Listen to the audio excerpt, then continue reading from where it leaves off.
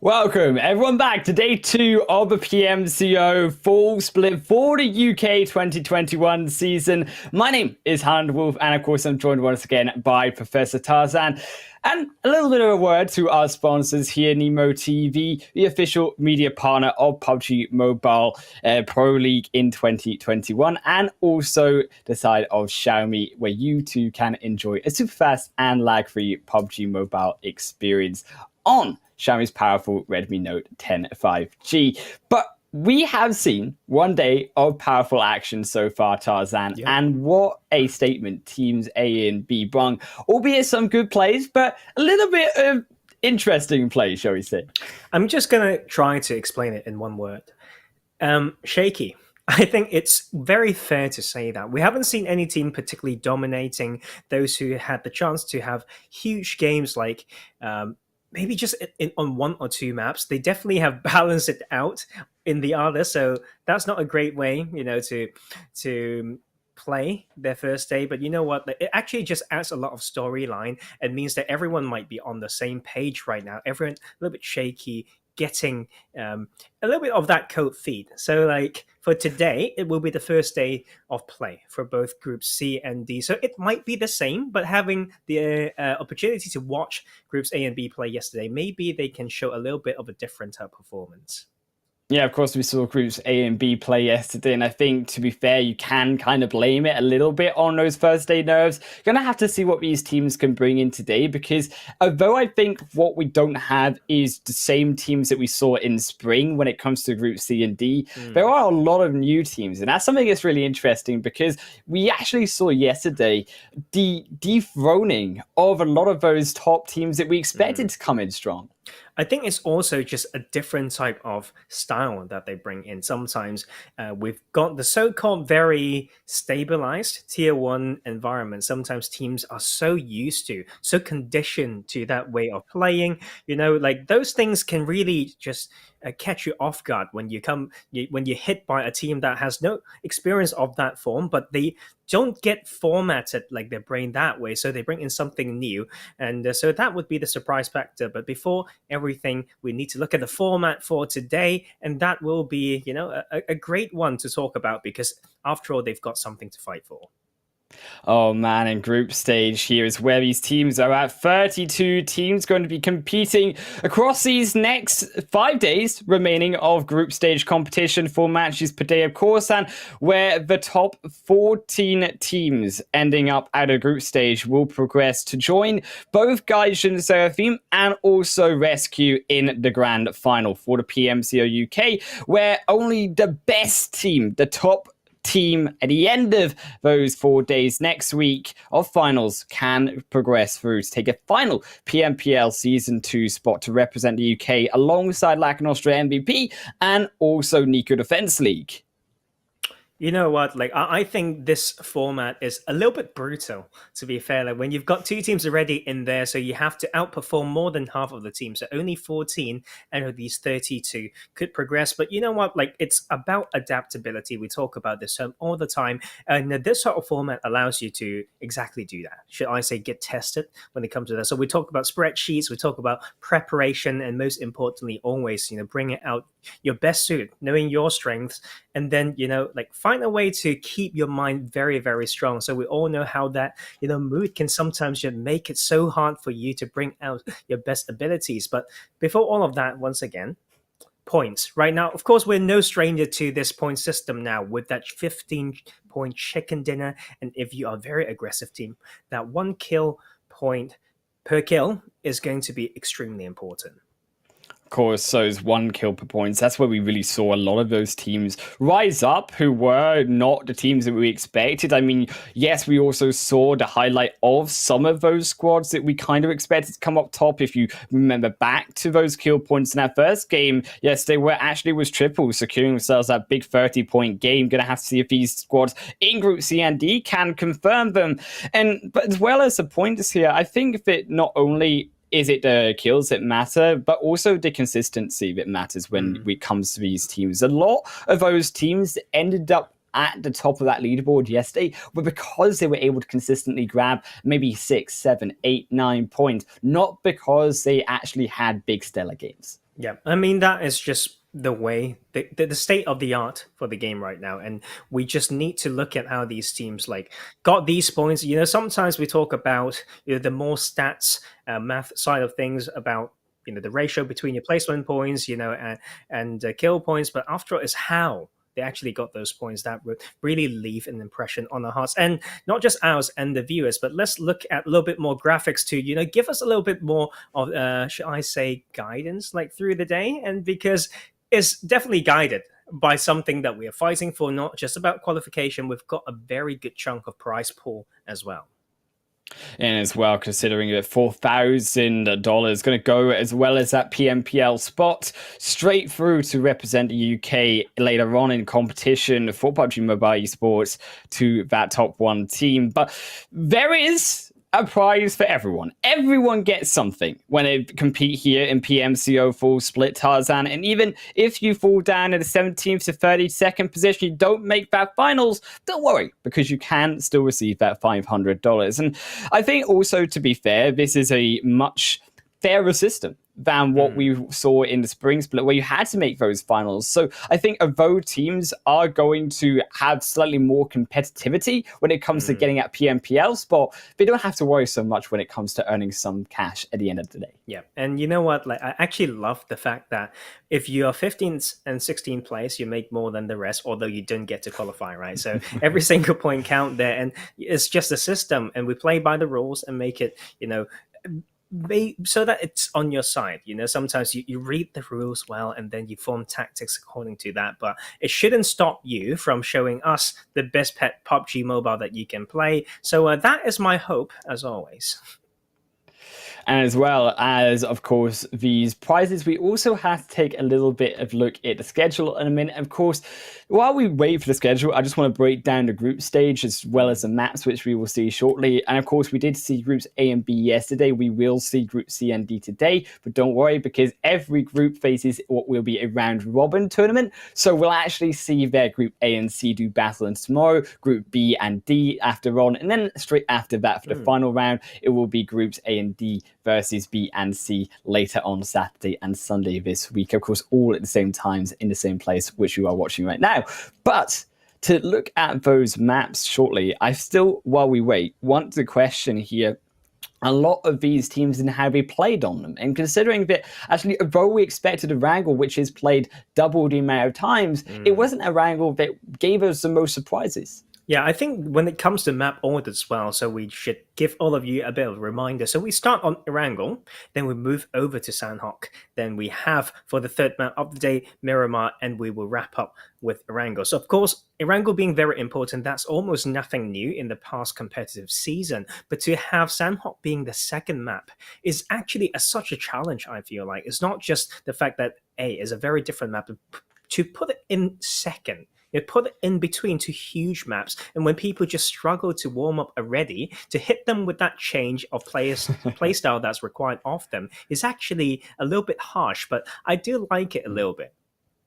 I mean, to be fair, I'm like a mean guy, as I always say, so I love the fact that Sanhok is the second map. I would just quite happily see 4 games of Sanhok every single day. That would suit me, Tarzan. Maybe not so much the entertaining value, but for danger value, it's definitely pretty spicy. But before we head through to a little bit more about the teams, we will head to a quick break where you see just a little bit about our sponsors.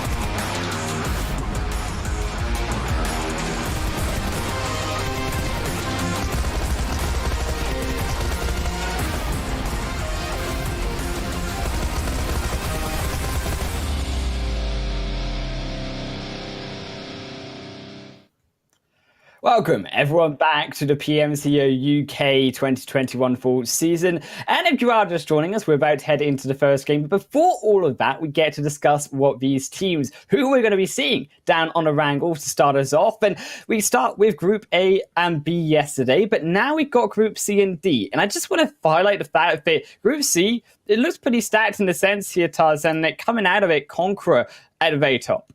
Yeah, Conqueror UK, a team that's packed with experienced players when it comes to previous PMNC, even from the original Optic Gaming squad that represented the UK in last year's PMNC. But this time around, Conqueror UK in the most recent PMNC haven't had the best performance, right? There are certain times that they struggle to send a full squad, to the competition, as well as having some mistakes. I think when it comes to pacing of that tournament, but now this is PMCO considered as a bit of a relatively bigger stage compared to the PMNC. Still, yes.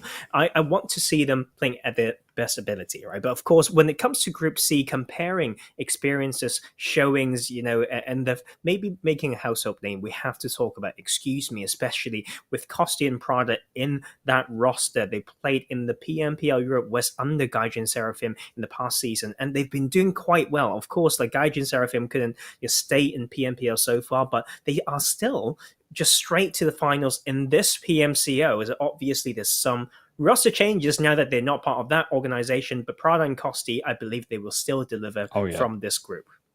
And when you look at PMNC coming out of that closing game, Prada and Kosti, they stepped the hell up when it came to that Erangel game, to be fair. And I'm really excited to actually see what Excuse Me can bring, but also what we have in Group D is send straight at the top again, Most Wanted, but also 777 Esports as we do jump into Erangel. I just want to get your idea about these two teams.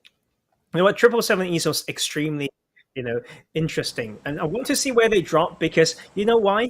Because I think there could be some should I say differences between them and Cyrex Esports. The only reason why I'm talking about that is Londa from 777 Esports played under Cyrex Esports when it comes to the most recent PMNC. Of course, we talked about different requirements when it comes to registration and citizenship, but 777 Esports and Londa just go hand in hand. He's just like he will never leave this. I believe it might be his team. So to come in to a competition to face some of the players that he played with in other tournaments, extremely interesting. Nonetheless, they played decently well in the last PMCO, being a finalist in the spring split. So that would be a team to talk about for sure. As a way to get onto the game, it allows us to talk about more teams in Group D. Oh, yes, so for sure. Most Wanted would be one, and because we've seen them in the most recent PMNC, yes, a bunch of very experienced players, but the style is not the most, most, how should I say, aggressive, but you can see they are slowly finding their way, because especially in that last day Highland Wolf, they got like all the way back to fifth, like in the matter of 2 games, and if they can continue with that momentum from those last games of that tournament, I believe that they can show up, and that experience together with that momentum could do them really, really well in here. Yeah, of course, Most Wanted stepping up. But before we head through to the rest of Group D, I do have to stop you there because we're going to go for a quick break here, Tarzan, where we remake the lobby and we'll get straight back into Erangel. So don't miss out because we're just starting the action soon.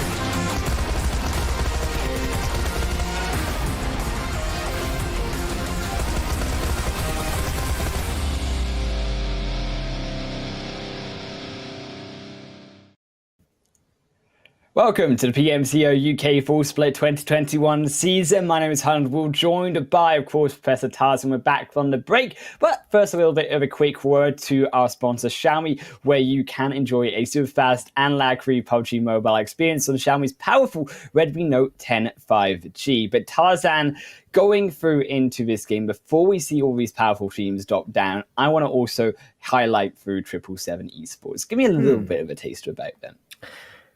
You know what? Like, I think they were one of the more consistent teams when I watched them last split in spring. They've got a particular style. They've got one or two things that was very textbook that's required of them in a particular circle or situation, and most of the time they deliver. So that really leaves that impression, and I would actually draw some parallel between them and the Uncles that played yesterday, but obviously the Uncles came in with a different roster. But 777 haven't has as big as a change when it comes to roster, and they've picked up new players that they believe in, from what I know. So I have some high hopes for this team.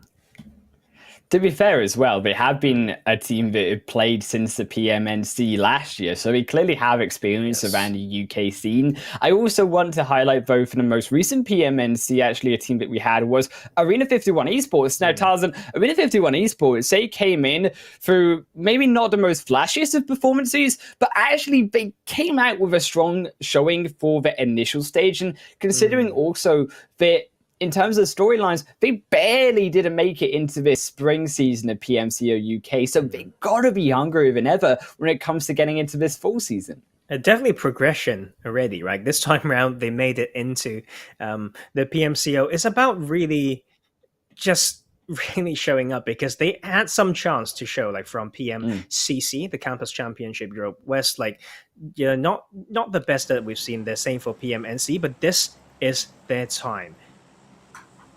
Oh man, in terms of time as well for Arena 51 Esports, and alongside all, of course, so many of these new teams that we haven't seen, and this is what gets so exciting about jumping in for the first time to see Group C and D, because we did see those upsets. We saw those plays that came out from the newer squads that we didn't expect to come out with those great plays, and actually we saw the likes of some teams that we expected to be favorites coming into the tournament suffer, and they couldn't make those flashy plays like we required of them in that first day of games. So as a result, probably expecting the same things this time around once again. However, I think that when it comes to those staple names, they are very staple names that have been playing even more recently inside of competitive play in the UK scene, like, of course, Conqueror and Excuse Me. We expect them, particularly on Erangel, Excuse Me, I would argue, to be very dominant when it comes to this first match. Well, they need to make it count. Really, they need to prove to us and everyone who's watching why they deserve it. And with this playing path for the first map of this day, goes from shooting range all the way towards the therapy area, a very western playing path. And I find this extremely interesting based on how it puts a lot of teams who love to go to anywhere, more eastern to farm or Yasnaya, out of the comfortable distance, right? And that will actually affect every team and every player in this tournament to say, hey, we can do our spreadsheets, we can study the map, but we can't for sure know that this is their favorite spot, because if we have an eastern playing path, they may go for something extremely different. So they need to bear in mind that wherever these enemies go, it could well be a secondary drop spot, but we have a lot of some just early clashes in some weird positions, because some of these teams may love those eastern side Island Wolf, and they may just be on vehicle hunting duty early on, but the first kill goes to actually a trio team. Yeah, One King Gaming, they're able to grab up that first kill, and surprisingly, they're Wizard. And I think also for Wizard, you can't really count them out, because as you can see there, they do have those notable players. I mean, Dragon being one of them, coming straight from that PMNC, and also Joker too. But you know what? I think the way that these individual players perform in the past, they definitely did enough for us to remember them. Then no one who had hard carried or anything, and especially in this early game, there's something that is not going as well as we want them to, maybe. But you know what? I'm having a mini stroke because it's the wrong side. Dragon was actually the side who got some kills. Yes, it's a 1-for-1 for now, and this punching game is probably a little bit of disrespect, but you know what? If you can hit them, in the spirit, you can farm more than just that kill point. I mean, to be fair, disrespect all aside, they are in the early games, so they do get clashed upon by a separate rest of their teammates. Actually, if they find that they maybe need that loot, they don't maybe have the ammo as much as would be required later on. I am right. I was in my head. I wasn't sure to say it, but still, they definitely seen them back in PMNC, because that logo is definitely reminding me of a few weeks ago, and I'm excited to see what they can do again. But around Hospital, an interesting location to start up, because Hospital is not the easiest to rotate and fight around. I think it's only a situation that we will see in the first day of play, for at least the first day for these teams. Because thinking about Hospital, ahead to a 4v4 fight, if you are known for having that again and again, there could be teams from all over, probably from Georgia Pool, that will third party from the outside, and suddenly you've got a lot more to worry about. But before that happens, it's kind of like a very good TDM map, I should say, and the trigger discipline as well as the footstep. Extremely important, and that will be the first knock coming through. It doesn't matter if you wait, if you don't land your shots. Oh, and Alex already going down, but you do see Lakrita and also the rest of Spill. They are moving in. Lakrita goes forward and not, but they fall down as well. In Spill, they've already lost 2 in the early game, and that extra cavalry joining in for the support no longer to be the case. Kelly Boy and Gordish, they will be rotating elsewhere just to survive for the rest of this game. Already down 2. You know what? It's a great decision to rotate away. There's no way to fight this uphill battle, right? And you don't have the numbers advantage. You could still be underlooted, like we saw. No backpack as well. Very low amount of meds. So it would just be the right thing to do, to think about where the playing path was. Look at phase 1 circle to see how you can continue your looting phase and find a great way to enter as a duo. And now also, I think when you look towards those star-studded players, Conqueror, around Rozhok. Now, we did see around Rozhok a little bit of some upsets previously in PMNC, and I'm excited to see if we can see some more again. Conqueror, one of those teams who are very aggressive when it comes to their pushing power, and very aggressive when it comes to entering into a team fight, finding that knock, and then continuing to push that advantage. And I think that confidence is something that comes through from their experience as a team, right? And it's something that you maybe don't expect from these newer squads who are joining up for the first time, maybe don't have that confidence to push and be as aggressive.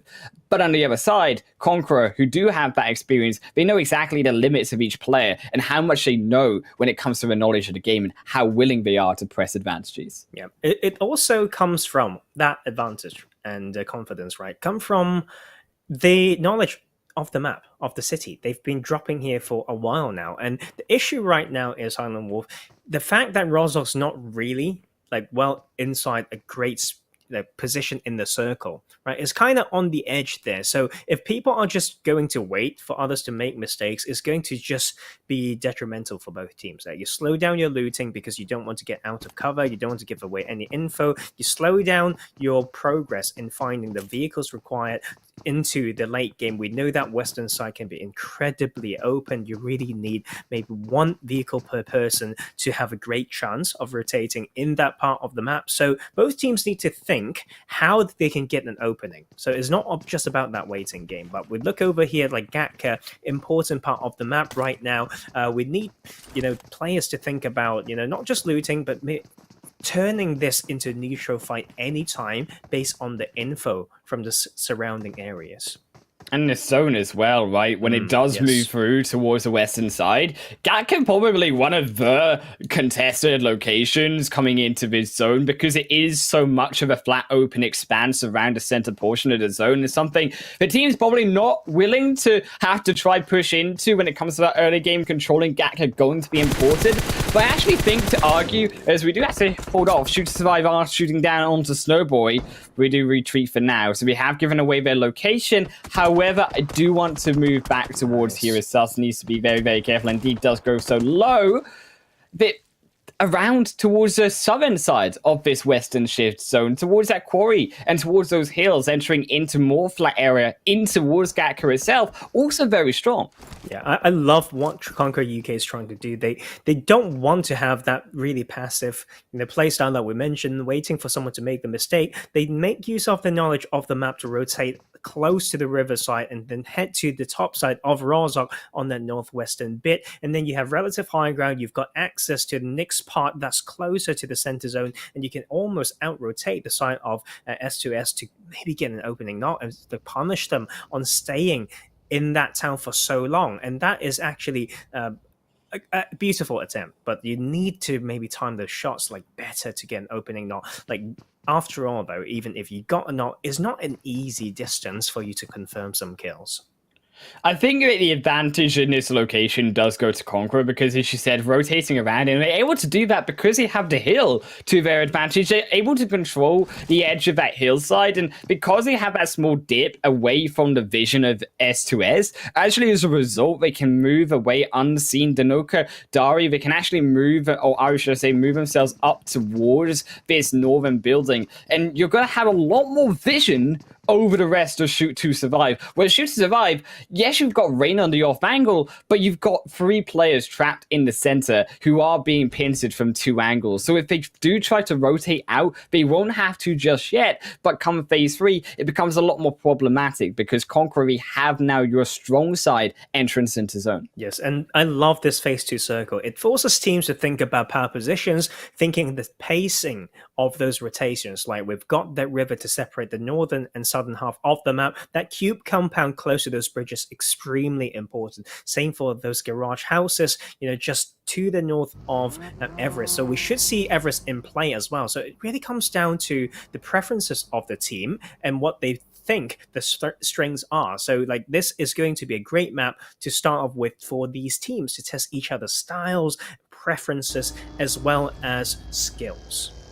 And we talked about informational prowess. The only best position ever on Erangel is Everest, to be fair, Tarzan. I mean, the rest of, they zoomed up there, like they activated that Zumi's button and they smashed it with both fists. I mean, now you see that advantage paying off to them, though. Because, now that they control the high ground, not only did they just stop the rest of KLR from being able to rotate further into zone, they actually force them on a longer rotation path. They maybe have to fight more teams, get caught by information of other teams, and also that you can shoot down upon as they make that rotation. Yep, but you know what? I love KLR's rotation so far because they got pushed away and they were so decisive to say, you know what, we're not going to challenge that. Not only that, they took it a step further and say, you know what, this compound that we've retreated to ain't too good either because it's not quite close to positions that we can scout further. So we're going to continue with the rotation to another one that gives us more options.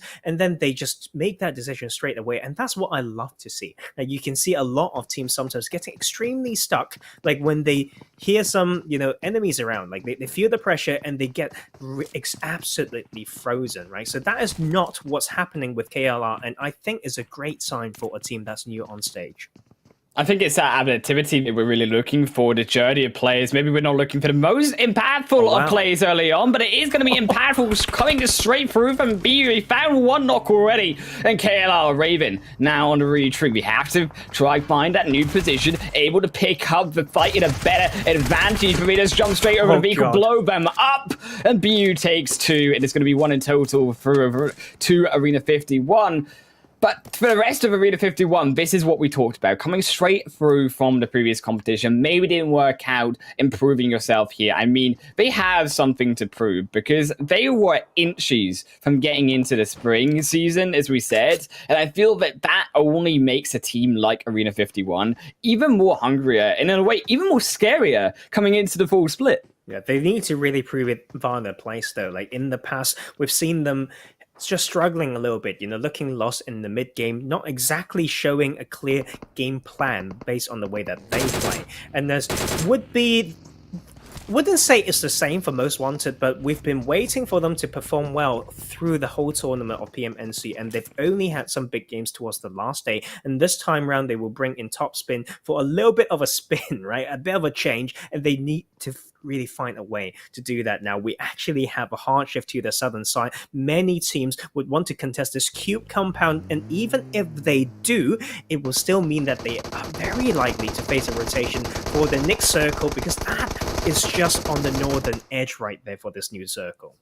I've not seen a headshot heals ruin circle for a long time, but I love a difficult zone here for the first game, and these teams, they're going to be tested. And you mentioned about compounds. I think towards those few compounds heading into ruins, just above the hills of headshot hills themselves, you can look down upon that, you can look down upon ruins, you have advantages back in towards the sightlines of the woods behind you. I think that teams, they should be expected to rush there. I think that also, for the sake of excuse me, they've actually struck pretty lucky when it comes to the fact that Everest is still available, and they can continue to find all of that information on teams rotating into zone because of that hard shift. Yes, I think it's about testing, skills and experience in doing a reset up would be what I call it, right? From that power position, you need to think about keeping info towards the center so that you can make sure you have info for the next rotation because you're now on that edge. But at the same time, you need to make sure you fence off whoever's trying to challenge that power position. But from kind of just an educated guess, I feel like teams know that is a power position. Like for now, it's been saturated in the past two phases. They won't try to challenge it. So it will be down to to use that position to expand the control whilst thinking about the best split. But we also have Gatka Fields in here. On the southern side, we almost forgot about these chopsticks. It's going to be 777 Esports to strike first. What a beautiful position. The end of those chopsticks, a little bit of a dip inside.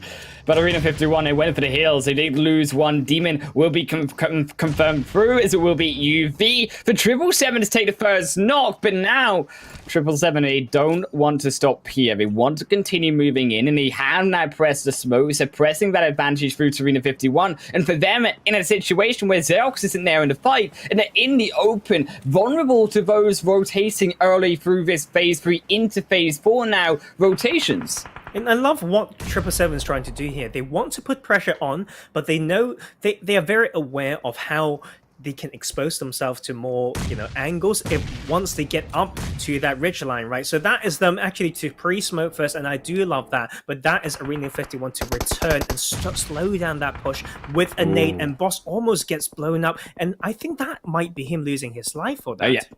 Yeah, he is. He's already down. 3 grenades will do it. His Translate takes the kill, and now UV Sour on Londa. The smokes have dissipated, but we take through Zelx immediately as those smokes do clear.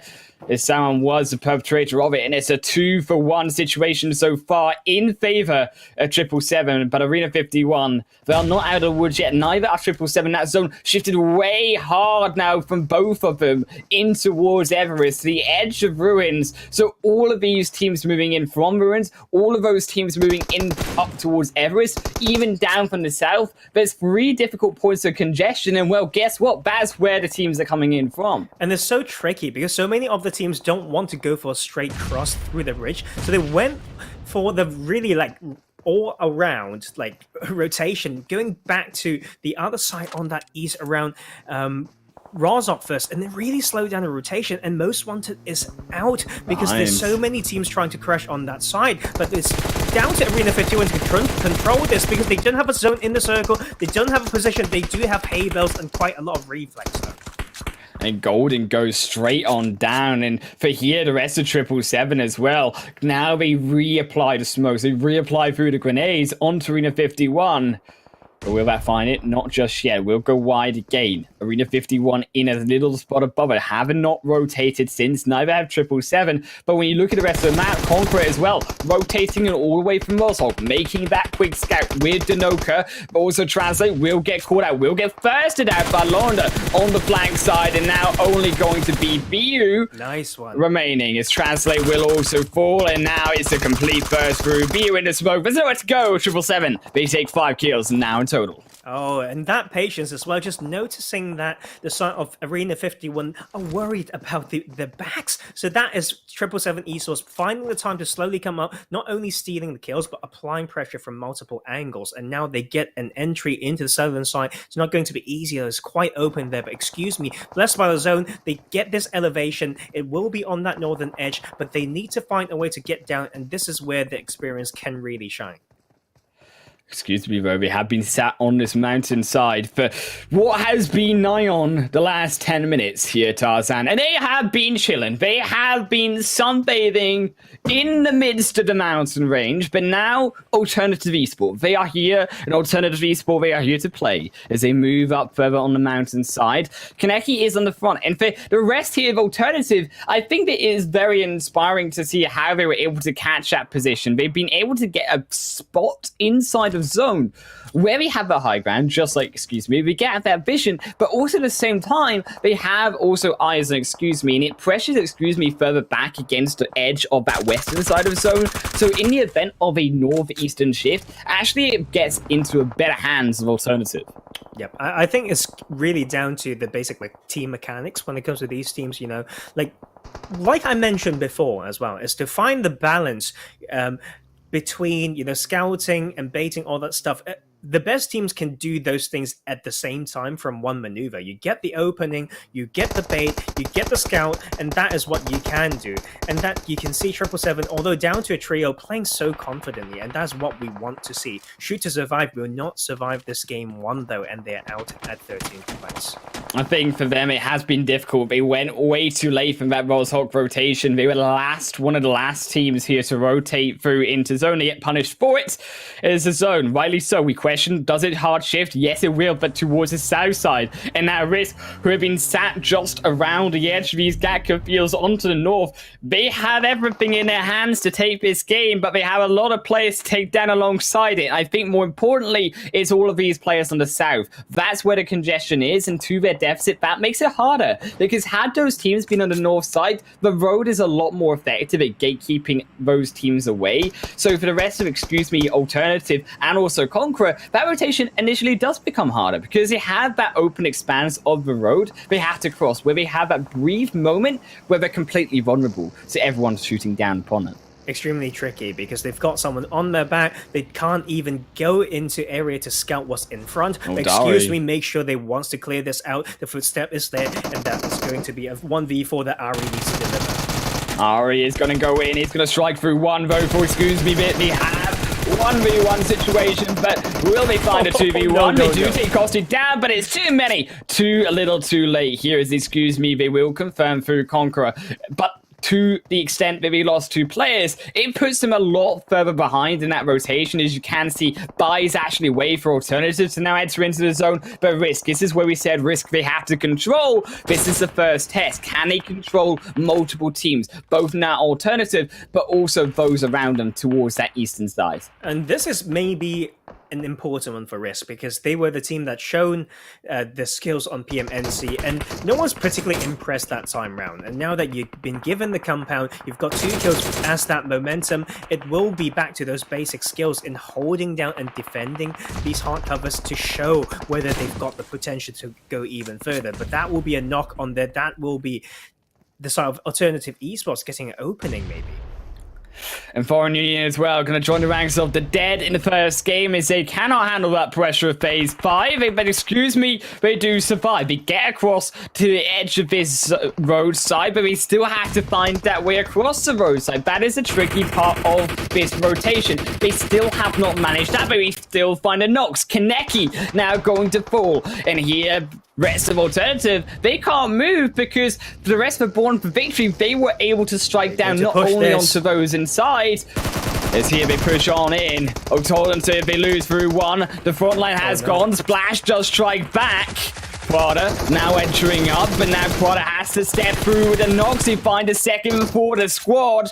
Will it be a third? A revive did come through. Yes, it should be. Straight round the tree, left, right, they take it. And now the fourth one. But can they get it? No, Prada falls down. Splash trying to save this for his team, but they have no life. And now comes Costi. The one-on-one situation. They don't go for the revive. They chuck to Molly in. As one king also drop. But they do hold off for now. They're not willing to press that advantage with 3 knocked players. And that is also going to be an attempted reset. They do have the time though, so I can't disrespect that. That is actually really, really great so that they keep the numbers up. They've got the rich line, they've got the info, they've got a very small distance to travel. They know they have numbers advantage, but will this be even harder though, because they're also giving the other team some time. But they've only got 2 players. Keep in mind that Godmails, yes, they are alive, but they are not going to be revived, and neither will be the rest of Godmails and his team as a whole. As Kaneki now will fall and splash back down to the solo player. Kosti making the revive once again onto Prado. It does buy them time. Grenades will not be quick enough to be used. But inside the compound, Risk are getting blown up by Born for Victory. They took the knocks, and now it's down to 2 players for Risk, Crazy, and Wexer in the back end. Quaizen now going to be revived. Dragon trying to chuck in as a third party. Some chaos, but Born for Victory maybe can't handle that. As a solo here for Risk takes them through. Born for Victory eliminated 4 there for Risk. Is now also alternative will drop as well. It's so important that Dragon's trying to third party from the outskirts without even being shown and known. It's the nades from that third party angle, and he delivered. Now up to 5 kills, but leading will be Kosti, and that will be, excuse me, coming in strong maybe, but they're losing 1 by 1. But still, that is going to be a great early tempo. And here for Excuse Me, Kosti has to bring in everything. So does Dragon. They are the solo players, but look at Excuse Me's kills. They're up to 11 in total. We said, Excuse Me, Tarzan, this is their map. Excuse Me feels so confident when it comes to Erangel, and this plays to that double the amount of Erangel games for them. And already in game 1, they're showing up as they are now inside the top 5. Still 777 though. They have the most players. They have 7 kills still in the quadra 7 of this squad. They could still take the game. You know what, but down to a solo is not going to be easy, so that zone and the shift will really dictate how this final game is going to go. I should say final circles of this game, and there's going to be 777 Esports with the numbers advantage though, slowly edging in from that western side. They've got experience, we talked about that already, and they've had some really good fights as well. Now up to 7 kills, they are setting themselves up for a really good one, but the zone will not be in anyone's advantage right now, so it will be coming down to that landscape, whether they can find a Nyx cover with rocks and trees. They needed that knock for London, not able to find it. And now we know that, well, Champion Gaming, there is someone over there, and there is someone willing to take them down. But for multiple sides, it will be Wizard Dragon striking again. Will take through continuously. A second. Here's Wexer will also fall. A 2v1 situation. Now up to another 2 kills in total. Champion Gaming, though, big mistake. Pablo inside the vision of everyone. Yuvi punishes, but here's a second. Will fall as well. Yuvi with a double of her own, but will fall down to the backside. Is now Champion Gaming eliminated. 777 down to 2 players. Still going to be Excuse Me alive. Still Wizard, but solo players alive. 777, they have the advantage. But Original Lines, they belong to Kosti. They belong to solo of Dragon. The problem is the timing, though. They've got a spot in the circle 777 Esports, but one of the players not. The 2 solos are playing so confident. They're both popping the heck off in this game, but they do not have a spot in the circle. So will 777 Esports get overconfident in this setting? And that will Dragon trying to strike, and that will be him actually losing his position soon. Dragon, there's a zone behind you. Kosti's walking in, though. We're so distracted by Wizard. Look at Excuse Me on the backside. Kosti's still walking in. He hasn't even been stopped just yet. Dragon will fall, but here comes Kosti. They found a knock onto UV, but looking for the second knock. They got the airdrop to protect him for now. Drops underneath it, but London looks for the wraparound to try to take Kosti down. Kosti straight back up, though. Grenade over the top does not go into the back of that airdrop, will bounce off the side. The second will be required, and Kosti now forced to move. Here now comes a little bit of a grenade too late. Now Kosti, they will fall off the backside. Just too many players. And 777, they take that first game. What a beautiful way to play this game. They played beautiful PUBG this time around, you know, like from that early game control, they played the more... It's a very controlled play, but it's really well explained. Like when it comes to landscapes, the map, timing of all that, it could be a bit quicker, but they have the required patience, right, to slowly pin down every single kill that they can. And they are looking extremely solid. So like if they, especially with those experience there, if they can continue how they've started today, I think they are one of the squads to beat.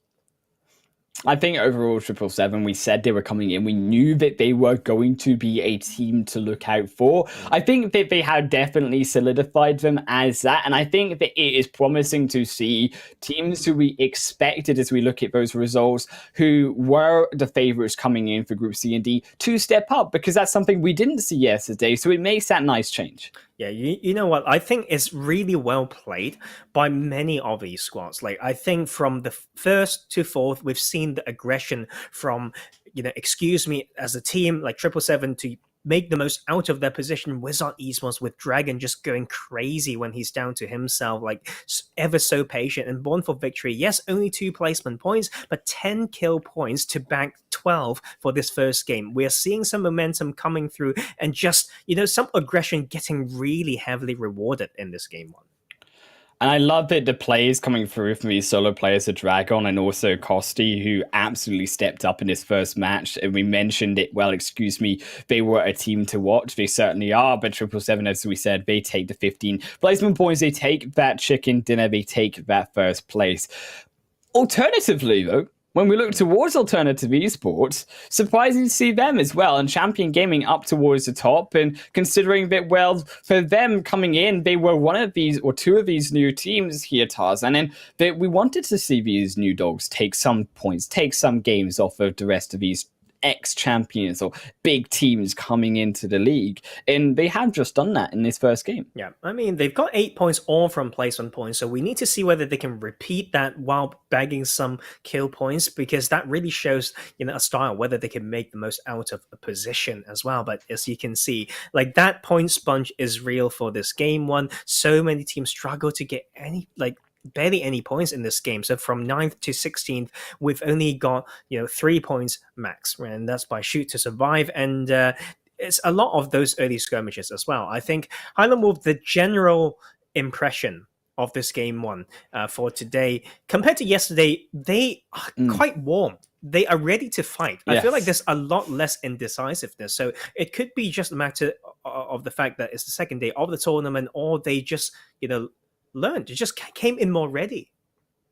I mean, to be fair, they have had one day of games to watch and prepare. I think that it is unfortunate to see again Most Wanted down in the bottom, I think, as well as Arena 51. Those were the other two teams that we were really expecting to be able to show up. And I think the Most Wanted, that's a surprising one, right? Because considering that they got, 5th position coming through in PMCO Spring in those finals, they were one of those top teams. But I feel that they still have been almost leapfrogged by some of these other squads when it comes to the later end of the game, Tarzan. You know what? It could be down to those particular styles. They want to go for conservative, safe, like so-called big brain white rotations, but it's starting to become so common now. And from their initial position, they are going for an idea that's shared by many teams that are closer, like from the same destination to enter the zone. And that is probably why it was so hard. So, you know what? We just need a different style from time to time. And Most Wanted need to maybe use more brute force with their gun skills. Brute force, that's what we'll need here. Sanhok is up next, the most brute force map of them all. We will see you on the jungle side.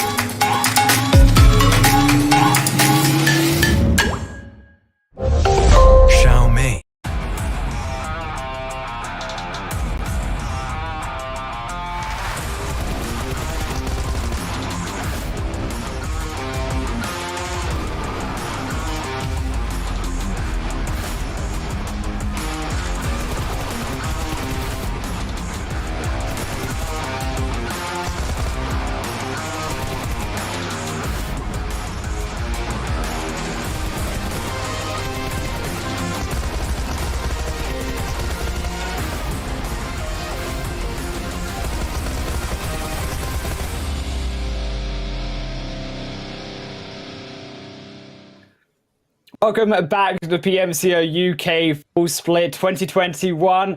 And here we have one game down, Tarzan, where we saw a beautiful winner chicken dinner from 777 Esports. But also, what is beautiful is our sponsor, Xiaomi, where you can enjoy a super fast and lag-free PUBG mobile experience on Xiaomi's powerful Redmi Note 10 5G. And we talked about 777 coming through into this tournament as one of the favorites. I think, rightly so, the way that they positioned in that game was something pretty well done.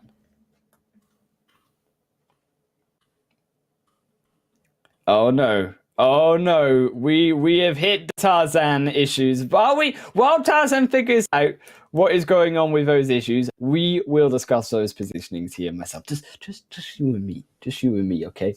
We will discuss these issues. And personally, I got to feel they're heading through into 777 onto the second game.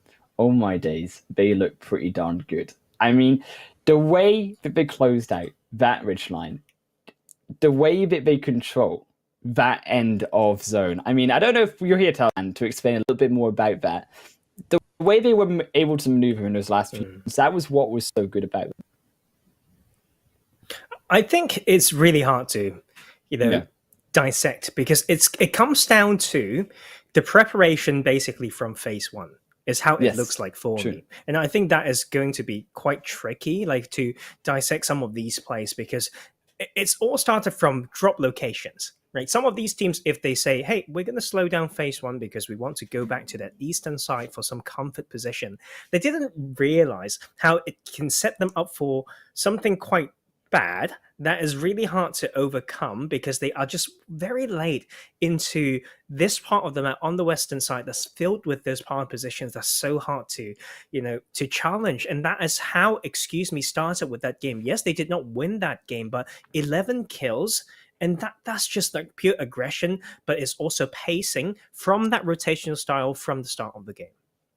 I think as well to be noting, actually, Excuse Me, with that other team that I really wanted to keep my eye on, because they, in the way that they were aggressive in their rotations, that's something that we're really looking to see, right? Because considering that also the way they rotated off of that hillside, they didn't have the cleanest of rotations, yes, the cleanest of team fights, and that's what really stopped those rotations. But I think that there were those small plays, and particularly when you note back towards the pulling back from a fight to actually go for the revive and say, actually, we should pause this, we should look for what is a better play in that situation. And it's those sort of in the moment decisions that you want to see from these top players. Yeah, and you know what? There's so much good stuff that happened in that game that actually put a smile on my face. I think to play confidently is great to see, right? But I can see some of these teams, although they've lost their lives earlier, there was some good thinking, and they shared some of those good thinking. That's why they clash with each other in neutral fights on those wide rotations. So can't really fault them for that. Now it's going to be about that adjustment after a very eventful game one to see how they can do, especially on a very different map. It's going to be quite spicy. I mean, Sanhok, that is the map next. And we said how spicy it was going to be, considering as well the pacing of the days of competition, right? I mean, Sanhok's always going to be that second map. And I think to be preparing from Erangel to Sanhok is a slightly bigger jump, you've got to argue, in competitions where you're jumping onto Miramar, right? It's a lot faster pace where you're going faster earlier on, and then you're arguing more towards positioning and that slower state of play in Miramar afterwards. Yeah, and I don't know what to think. I think it's going to be about us, trying to absorb as much information and data at the same time as well, because their drop locations are quite new to us for most of them, right? Because I know that if we carry over from past experience, we would expect maybe most wanted to be around Camp Bravo and Excuse Me to be around Quarry area, and it's really hard to say. I think Arena 51's been making some changes. I'm not sure. I don't have perfect memory, so we need to find out. And so we will be learning, as most players are doing at the same time. And you know what? It comes down to those, important plays that's specific to this map as well. I think as well, we got to look towards teams who didn't perform, and we mentioned Slaying Most Wanted. I will actually say that still my mistake, but not from PMNC. I was so determined to find out where they're from that we looked it up. They're actually through from previous Summer Scrims tournaments that we've been looking at. So overall, I think that coming in, they do have that recent experience as a team, but it's something we were looking for more. And I think, yes, we highlighted those PMNC teams like Arena 51 Most Wanted, but Spill, who actually did fairly well in those Summer Scrims and were against fairly difficult players individually, maybe not the highest level of competition, but still had strong showings, is a big step up for them considering. And I think they felt that going in 16th position on this first game.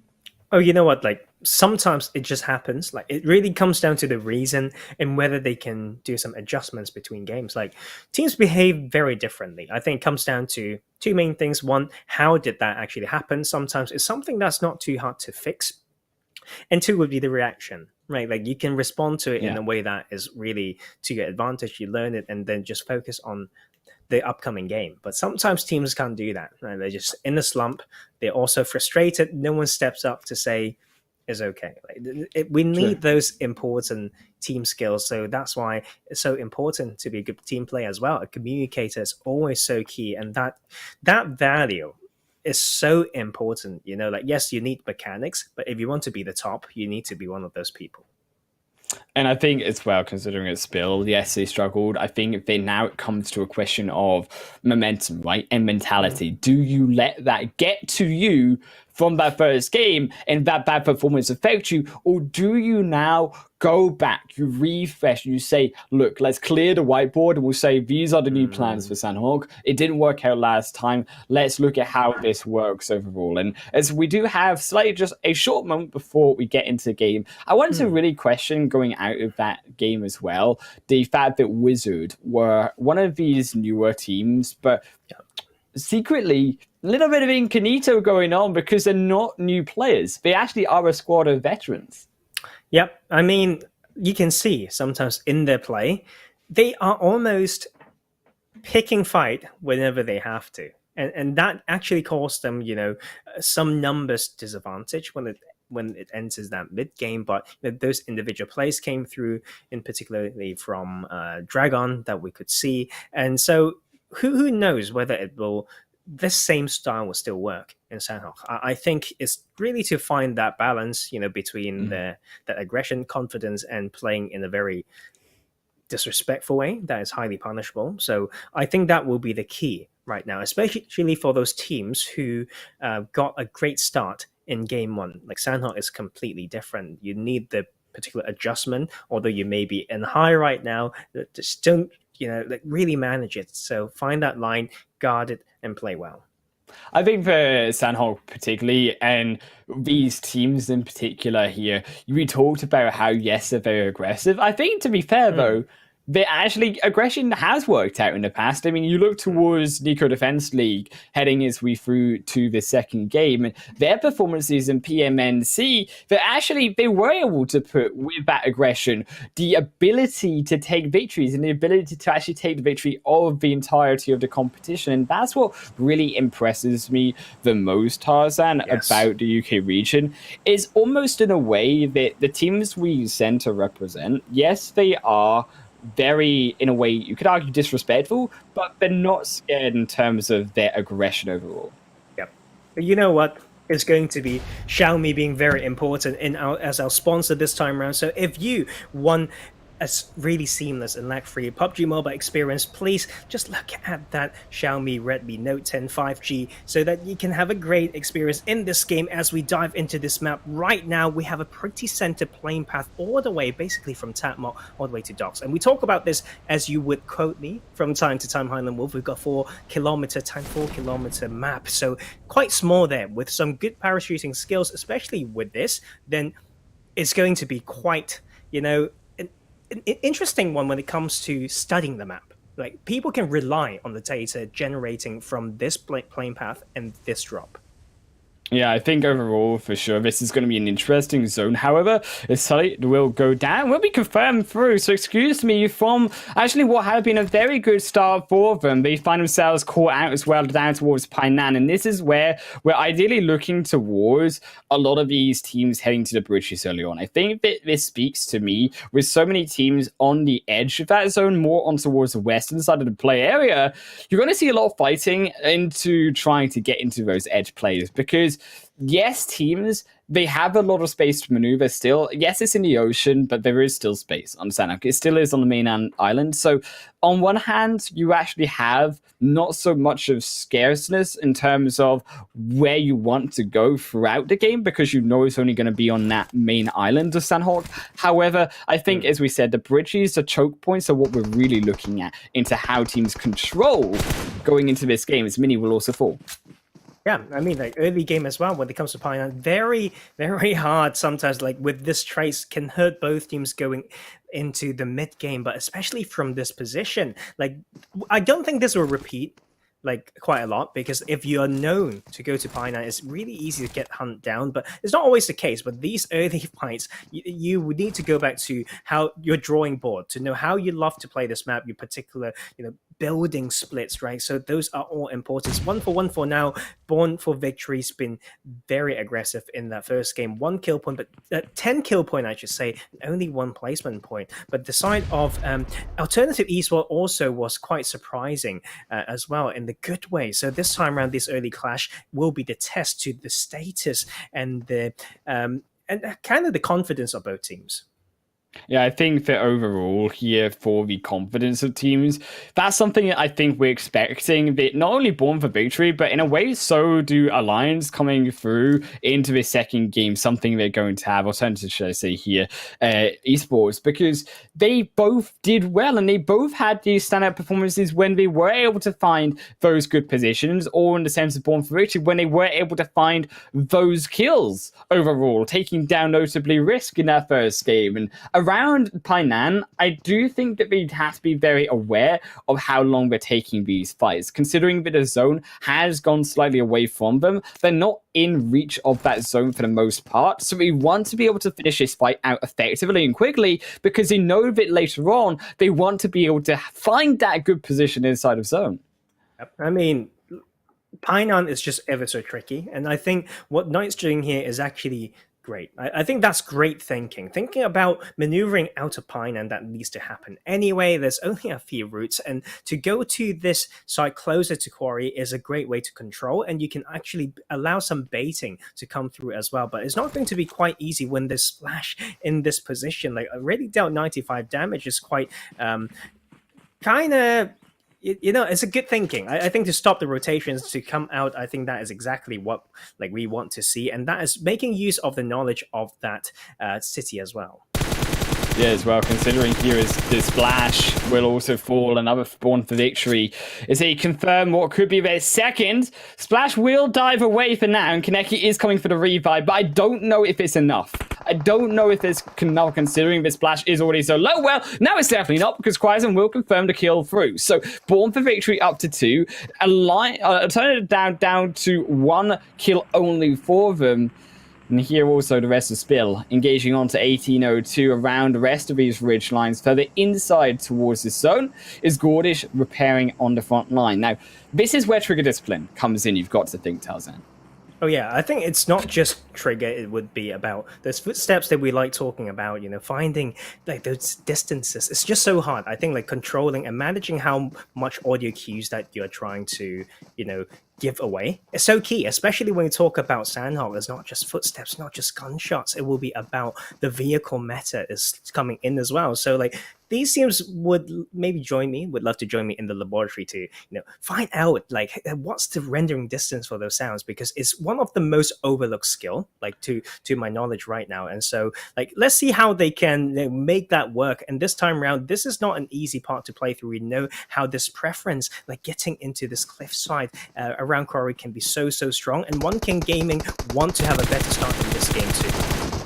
And as well, considering Foreign Union now, it even looks like they had a position. It looked like they cornered One King Gaming, but One King Gaming, they say no. They take down ZT and they will defend their position for now. And this makes it a lot harder because ZT was the frontline member. ZT was that member for their squad to actually be able to find that position further down the mountain, to be able to then to actually control 1kg on that decline behind further into the zone.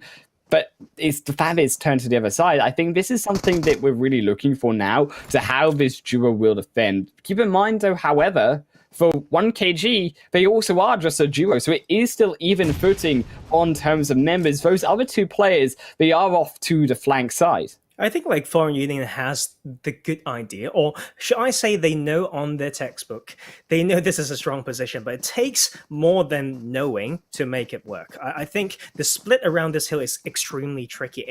You almost need to find the best rock, for each player to stand and understand why you do that, so you can allow the maximum amount of control, information, and trading. That refrag is so key if you need to hold on to it. And now they're pushed to one side, and as a duo, it's extremely hard to hold us down without being backstabbed. Of course, we need to look at that circle to establish more of that theory, but this will be One King Gaming actually slipping a little bit. And, they have a good start, but this side is just so punishing on this cliff. So let's see how they maneuver through. Like, both teams need to show up more because we haven't seen them much in game one.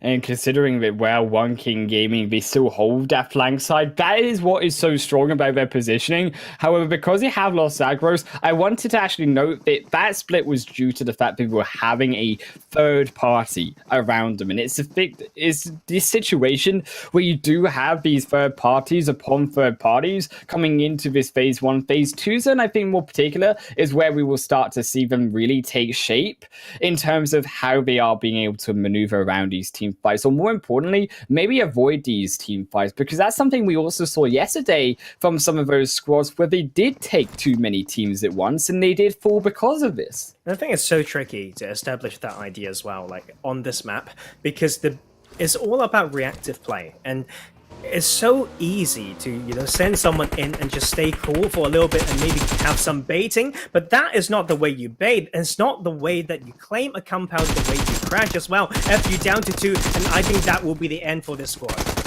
Yeah, for sure. Kelvin does find one, but there comes the support cries and will follow up.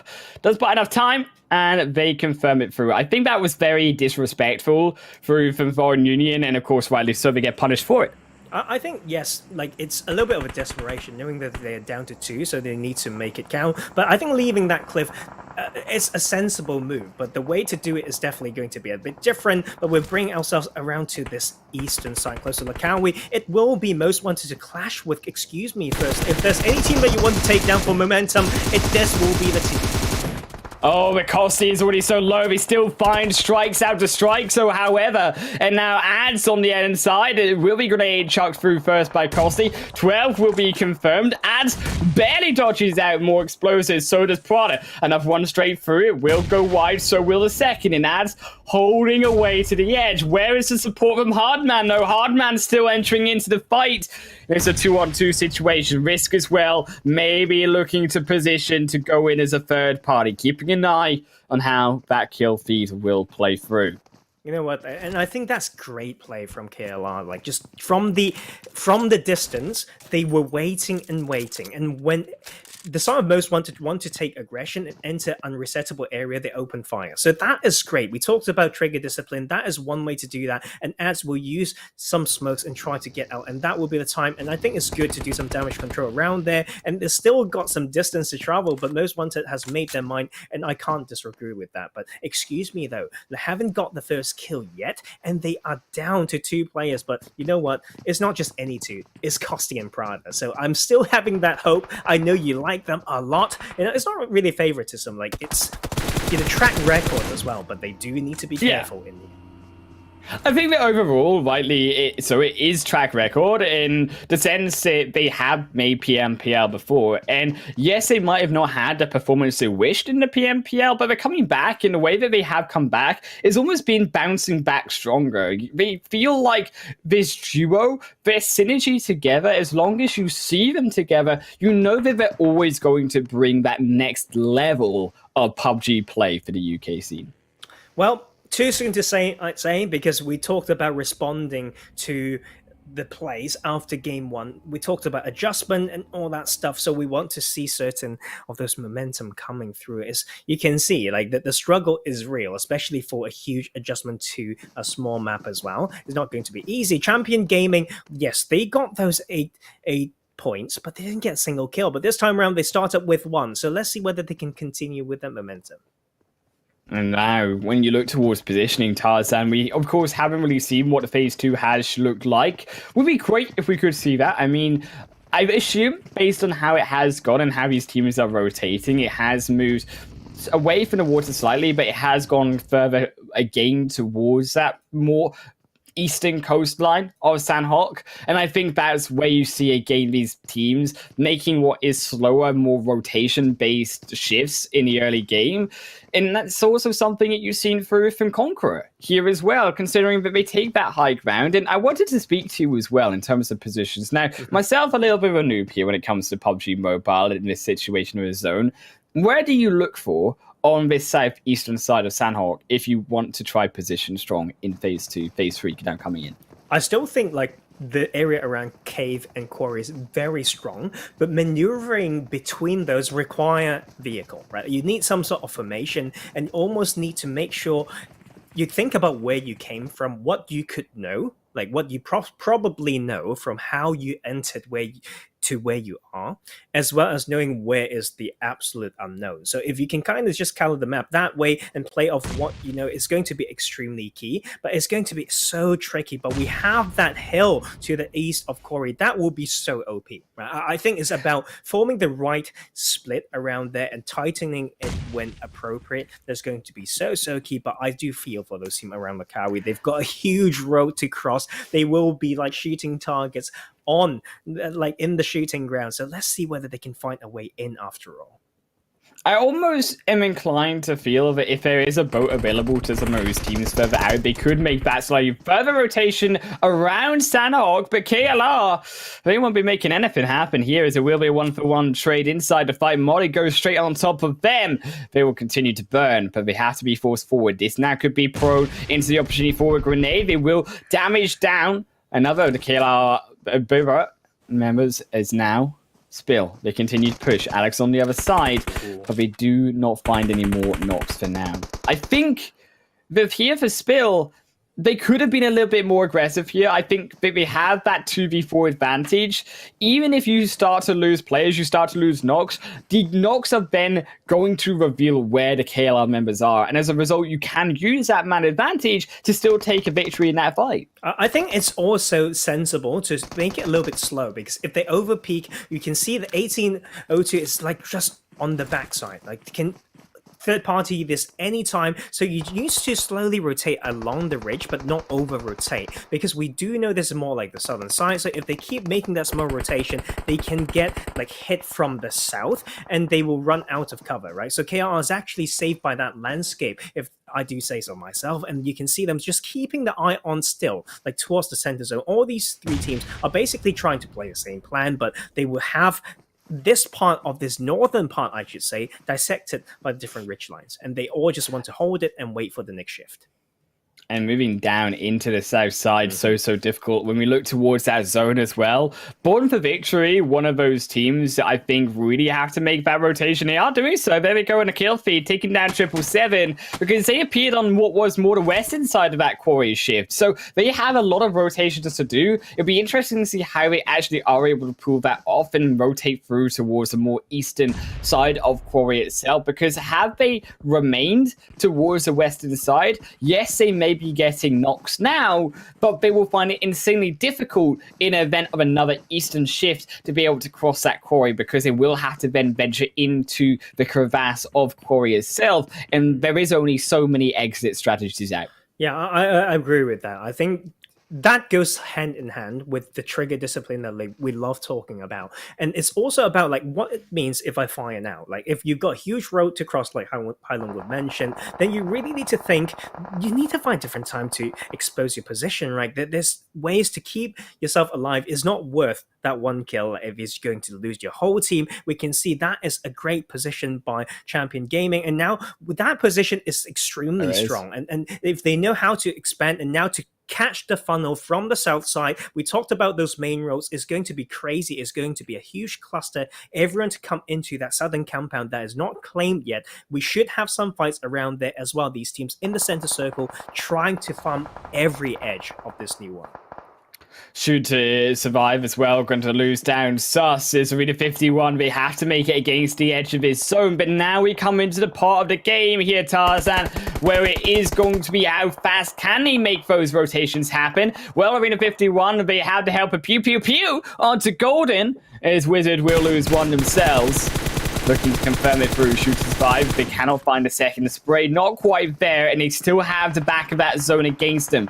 They do not have the vehicles, more importantly, which is what concerns me here, because Arena 51 not able to pick up fast mobility at this point in the game. Holding on to the back of that blue zone is very risky, because if you get caught by a team, you're going to be engulfed by that blue zone, and phase 4 is not what you want to be tanking. Yeah, and you know what? Arena 51 is exactly doing that thing where I somewhat disagree. Like when you don't have info enough, like towards the center zone, you're not close to the zone at all, and you decide to open fire and tell everyone to stop your tracks. Like it's not like they can't do really cover to cover play either, so it's going to be so hard. But we look at this more center position here. Once again, blessed by the zone will be the side of Crazy Killer risk up, and they need to repeat what they've done earlier. Yes, not the best, not the cleanest, but this time around they've got the full squad once again, and they better know why they're splitting like this, because Most Wanted is not a team that you want to mess with, but that will be a different story if the patience is there. Most Wanted will lose their second.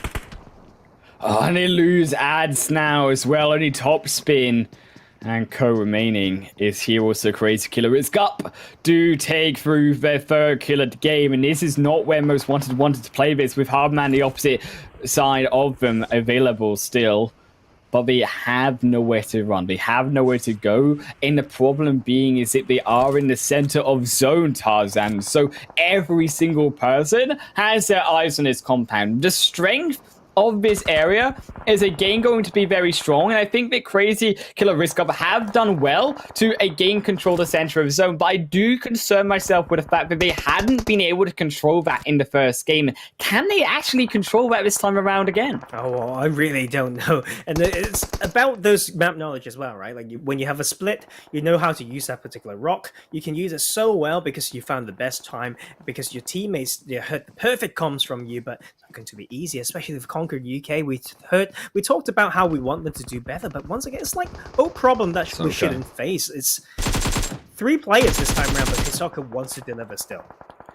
They still find a kill. They find a surprise, but a revive going to come through anyways. They're going to be out stronger for Born for Victory. Need to make something happen. Gets caught on the grenade, but they do turn back around in time. Will it be enough, though? Ooh. It will be for that second knock. And now, Nivey needs to move even further in. The revive coming through with a med kit from behind. It will be needed that secondary support here. Also, the rest of CG do confirm Champions Gaming Hisoka off the backside. Danoka left on their solo player, but problem now for Born for Victory is what Hisoka was able to do. They want to confirm those 2 knocks with the help of Champion Gaming, and they've now left the rest of B4V inside the blue zone and only as a solo player.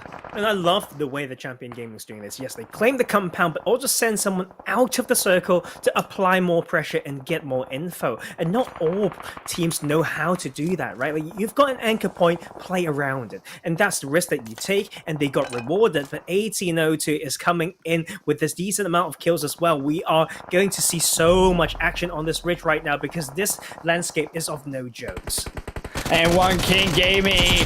Kaka just walks into their death. 777 as well will be eliminated through disappointing second game from them. Not able to repeat success, but Team 12 await 5 kills for them. And the rest here in the meanwhile now have to move from that beautiful compound. Was the center, but into absolutely nothing. This zone is only going to be ridge lines. It is only going to be rocks and trees to defend these players inside this next phase. Is Spill also going to not spill out of water, but instead fire onto the Risk members. 2 on the front side and Spill still 2 remaining, but they are low. They don't have the HP really to be able to contest this, neither the position to be contesting this. Look at their overall position against the zone. There is now phase 6 moving in. Spill, they have to move, but Gordish is rightly so. No meds, no healing going to be accessible to them. However, they may have the success of Most Wanted, also going to cut away Risky's chances. You know what? And he's trying still, but that will be the zone tanking, and he will be going down. I mean,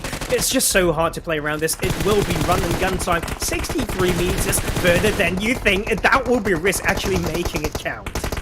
Oh, but Risk goes straight back down. We talked about that third party, and the shots continue. It is a fire continuing on Most Wanted. Also held there with Shoot to Survive, taking through Conqueror. Danoka going to fall through to the blue zone. Excuse me, also going to lose one. Kayla, Miran also going to drop. Dicker on the backside is going to fall too. And now Champion Gaming, they're continuing to press their advantage. They're continuing to press possibly a victory in this game if they can continue to keep those players alive. The south side of Wizard getting ruined as all of them will fall to phase 7. Born for Victory, Kryzen still alive as a solo player, but he is sandwiched between Shoot to Survive and Champions. His Most Wanted will fall as well. The final 5 is inside that zone. It goes towards the northern end, and for 1802, suddenly that chances of winning has shifted into their hands. You know what? Like, it's great to see this team play. I know, like, some of the players been trying to grind, through the scene, from region to region, the tier 1 scrims to tier 1 scrims, and they definitely have the experience here. And now that on stage, of course, is a completely different type of exposure. I believe that they can make it work. The split is there. The thinking is there. You can see from the top right as well. There is that delegation that we talk about. But CG have one goal and one direction to head in, and they better make this count. Champion Gaming, now Pablo, they're moving in, they're stealthy, they are the solid snake, but Pablo, they fall because Luco is a snake himself, and he takes down 1, they take down 2, cute as well. Oh, so cute for Champion Gaming. The ending is now only Deved remaining. Kryzen on the edge of life, healing up with the painkillers. Finds Sus, can he find Pew? Will survive onto the edge of the zone, but it is the blue zone who takes another. Born for Victory will fall, cannot move further. Deved takes him down. Champion Gaming up to 6 now. But look at 1802's positioning, 3 alive and 7. They have also Costi in the backside. They have to be careful about. You know what? Like, just they found ways to balance aggression and survival. But let's hope that for S2, it will be the pew for the pew. David will be to the grave, and that will be 4 teams, but only 6 players remaining.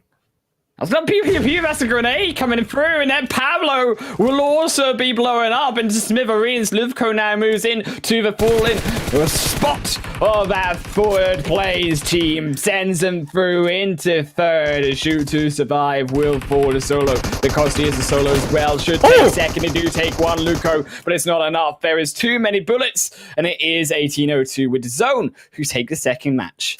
Man, like, that was great. Like, I think it's not an easy job, to come through from a circle like that and be able to end it with a good amount of kills, a chicken, and a good amount of players remaining. Like, that was a great play. We've got an extra team to look out for.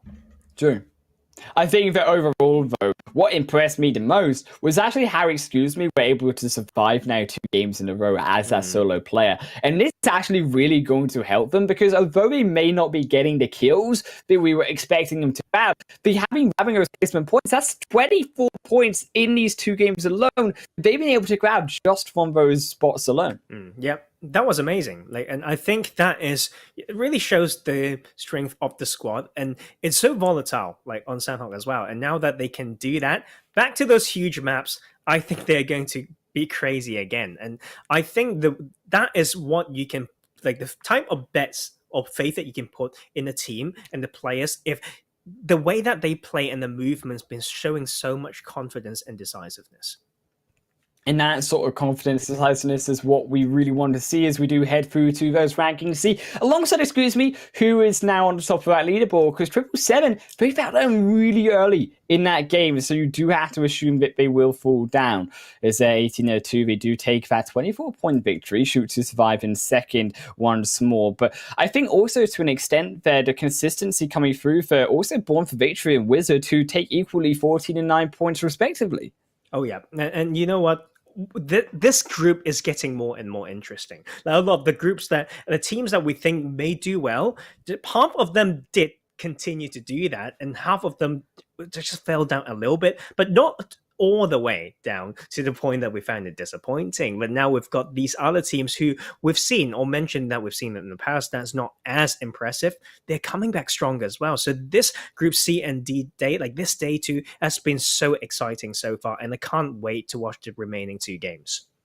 And as well, considering a crazy killer risk up, you cannot count them down when, yes, they may have not been getting double digits so far, but we are getting those high single digits in terms of these games, 8 points through for them. And a game most wanted, unfortunately, only 2 points in 10th position, still having again a struggle. But more importantly, the shocker there, 777, 0 points in this game from that chicken dinner victory just previous. Yeah, sometimes when we mention a team like most wanted or just any experienced team, like sometimes like experience is there and we know their names, they've been around the scene for so long, but it's about the meta as well. And I want to see that change, like that meta change, like through the different patches as well. And you know what, like I think that is one of the biggest challenges, like to say that whatever we've learned in the past is okay, but is not good enough. Like, and I think that will be what makes this game so interesting as well. It's not always the same bar that you're getting closer and closer. Is to have a different bar from time to time, and then you have to, beat all of them.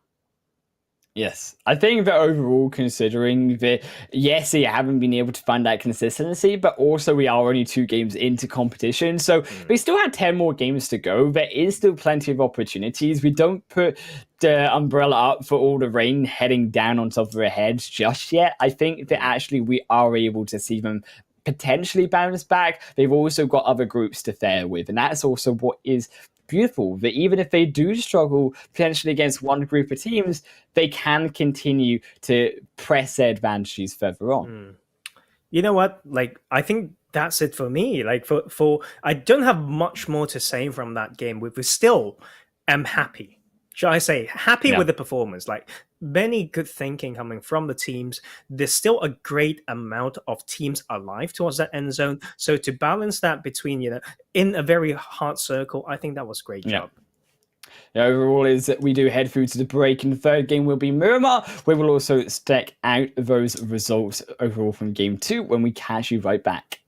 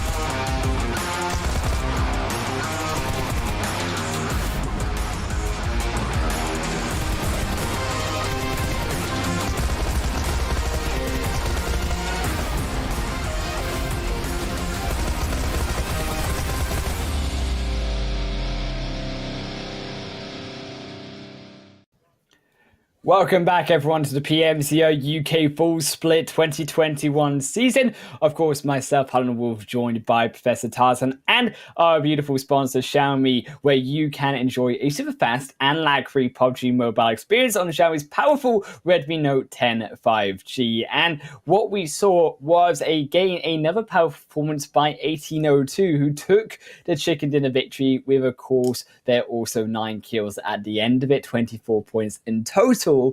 But more importantly, what impresses me more is the consistency coming through from Costi on Excuse Me, who have been getting what now is 24 points for his team alone. Yeah, and sometimes solo players, I don't know when he turned into that solo player situation, I should say, in that game. But there's a lot of skills that you can't see for someone who slowly enters zone. Yes, you may need to be blessed by the zone, but it's about even crawling into zone in a particular ridge line. You need to think a lot. You need to have a lot of assessment of the landscape. But that goes without saying very, very soon. So as the scene progresses, as everyone improves, we will need to talk about certain points a little bit less, because one of those things that we repeat again and again would be trigger discipline. When it comes to macro play, I really vividly remember Arena 51, even in previous tournaments as well. They may open fire in a position that may cost themselves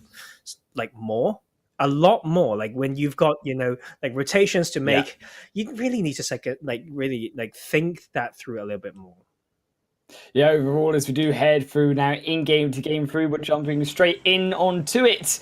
It's Miramar, the next map of the day. And the Desert Tunes here as we hit this up, Tarzan. We don't have, of course, the overall schedule, so if you are missing that, we can do a little bit of maths. Of course, Tarzan is better at maths than me. I have a history, I feel like, when we come on to PMCOs and we look back to the embarrassment, the shame of how bad I really am when it comes to adding numbers. Oh, you know what? It's not really true. We've practiced, so we get better. And you know what? Oh, we're better now. We've got something. I'm not so sure, Tarzan. Hey, but you know what? Something's to say this time round. We had our game yesterday from Impala to Prison, and now we have it in the opposite direction. So very similar, but actually very different when it comes to pacing, because that means those who touch the ground first will be less center compared to the other way around. Think about the other direction. You can hit maybe Hacienda or also very early when people are still slowly traveling to Prison. So this actually changed the pacing of the game. It will be a little bit less skewed,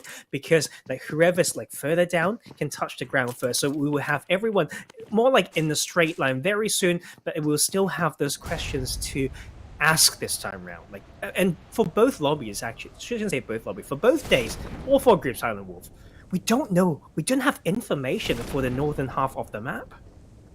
And rightly so, that northern side is going to be fairly empty. That Zono is going to offer respite when it heads towards the main portion of Los Leones there. However, I would not be fooled. We had this last time, Los Leones and towards the center. It did not go towards Los Leones. However, we can start to predict how teams probably won't enter up there initially. But what we will see is teams heading around more towards, I think, the ridge lines, particularly towards the eastern side of Los Leones. That's a very strong position to be upholding, considering that you then can start to move into the city if in future shift it goes there. Yeah, I think this is a very hard phase 1 to play, to say the least. I think it will be the same for the later circles, because if we look at the circle, guys, let's talk about this. If you want to go dead center, you need to think about how to play in the city. Which side of the city do you want to hold? Do you play the outskirts?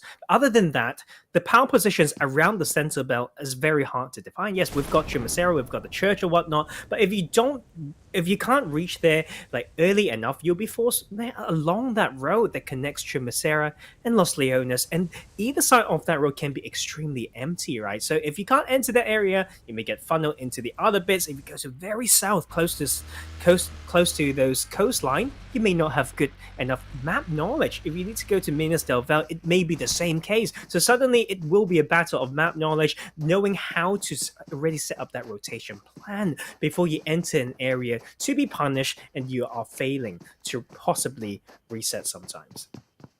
And I think this team on the screen right now really is a little bit of a concern for me. Arena 51 Esports, who have played so much when it comes to the UK competition. Yes, they never played into spring. They did just miss out again on PMCO there. But they played in, I believe, the Campus Championship. And they definitely, of course, played when it comes to the National Championship for UK. Obviously, they're here because they didn't get first place, but they didn't actually secure even what was dominance in the national championship, you could argue. And again, it feels like they're struggling, despite they are coming back with the same players, and despite the fact that their synergy and their overall team synergy, you could argue here, is actually going to be on the rise.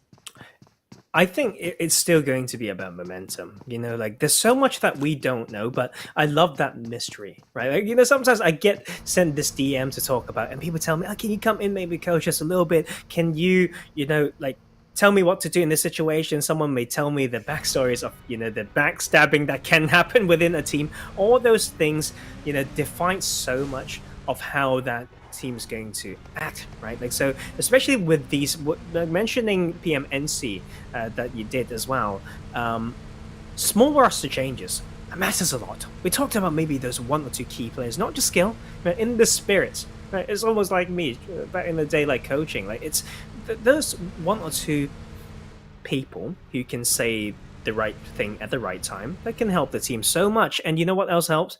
Early car preference. I can't stress this enough, because it's also something that I wanted to see more on Sanhok, but we haven't seen it quite enough. But this time around, when you have a southern playing path in a southern circle, you really need to think about where you can find all those cars and to maneuver through those hills, and that is going to be such an important resource. I've just got through the overall stats after what has been now 2 games played for the side of Group C and D, but actually 4 games played by Group A and B. Surprisingly, though enough, in 5th position right now, Tarzan, with 37 points out of all 32 teams, not just the own 2 groups that they're playing against Group C and D, but it's all 4 in total.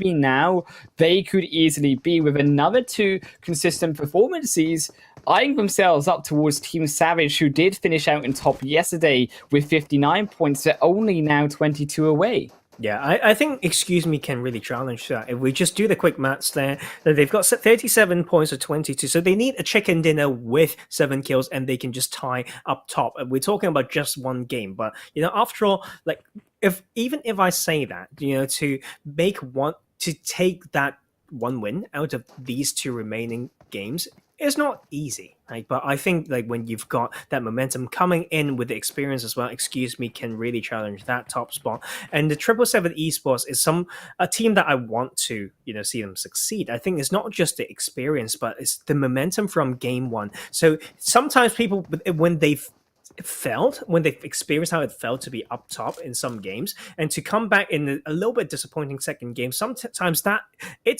contrast can cause a little bit of a slump. But I don't want it to be the case. But this time around, it's not easy, because they are against in this possible early game skirmish.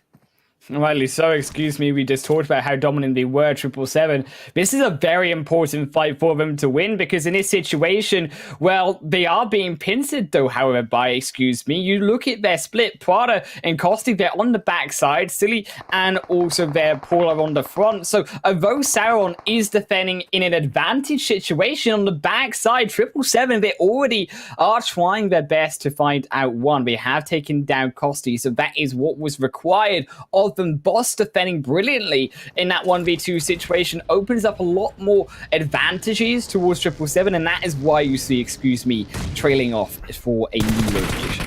You know what, and I also appreciate this up, like not popping some tires, because you can see the retreat path is actually extremely hard to hold down. But this also demonstrate one thing, Highland Wolf, is how the hell did they got to that position without getting punished by 777 Esports? So 777 might be so tunneled onto like looking at the compound where they spotted some players that they did not defend that position initially. And now that they have the chance to strike, they realize they missed on some opportunity. But after all, it was one kill in their pocket. But these type of setup in some neutral positions has to come through very, very nicely and very tightly, how should I say, formulated.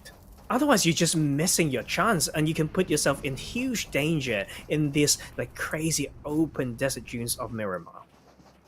1802, they have found a position potentially against Risk as he will straight down, knock away the player of Wexa. So Risk, they do lose a second actually in total because, of course, 1802, they are clearly up to 2 kills overall. They will steal away the BB bus.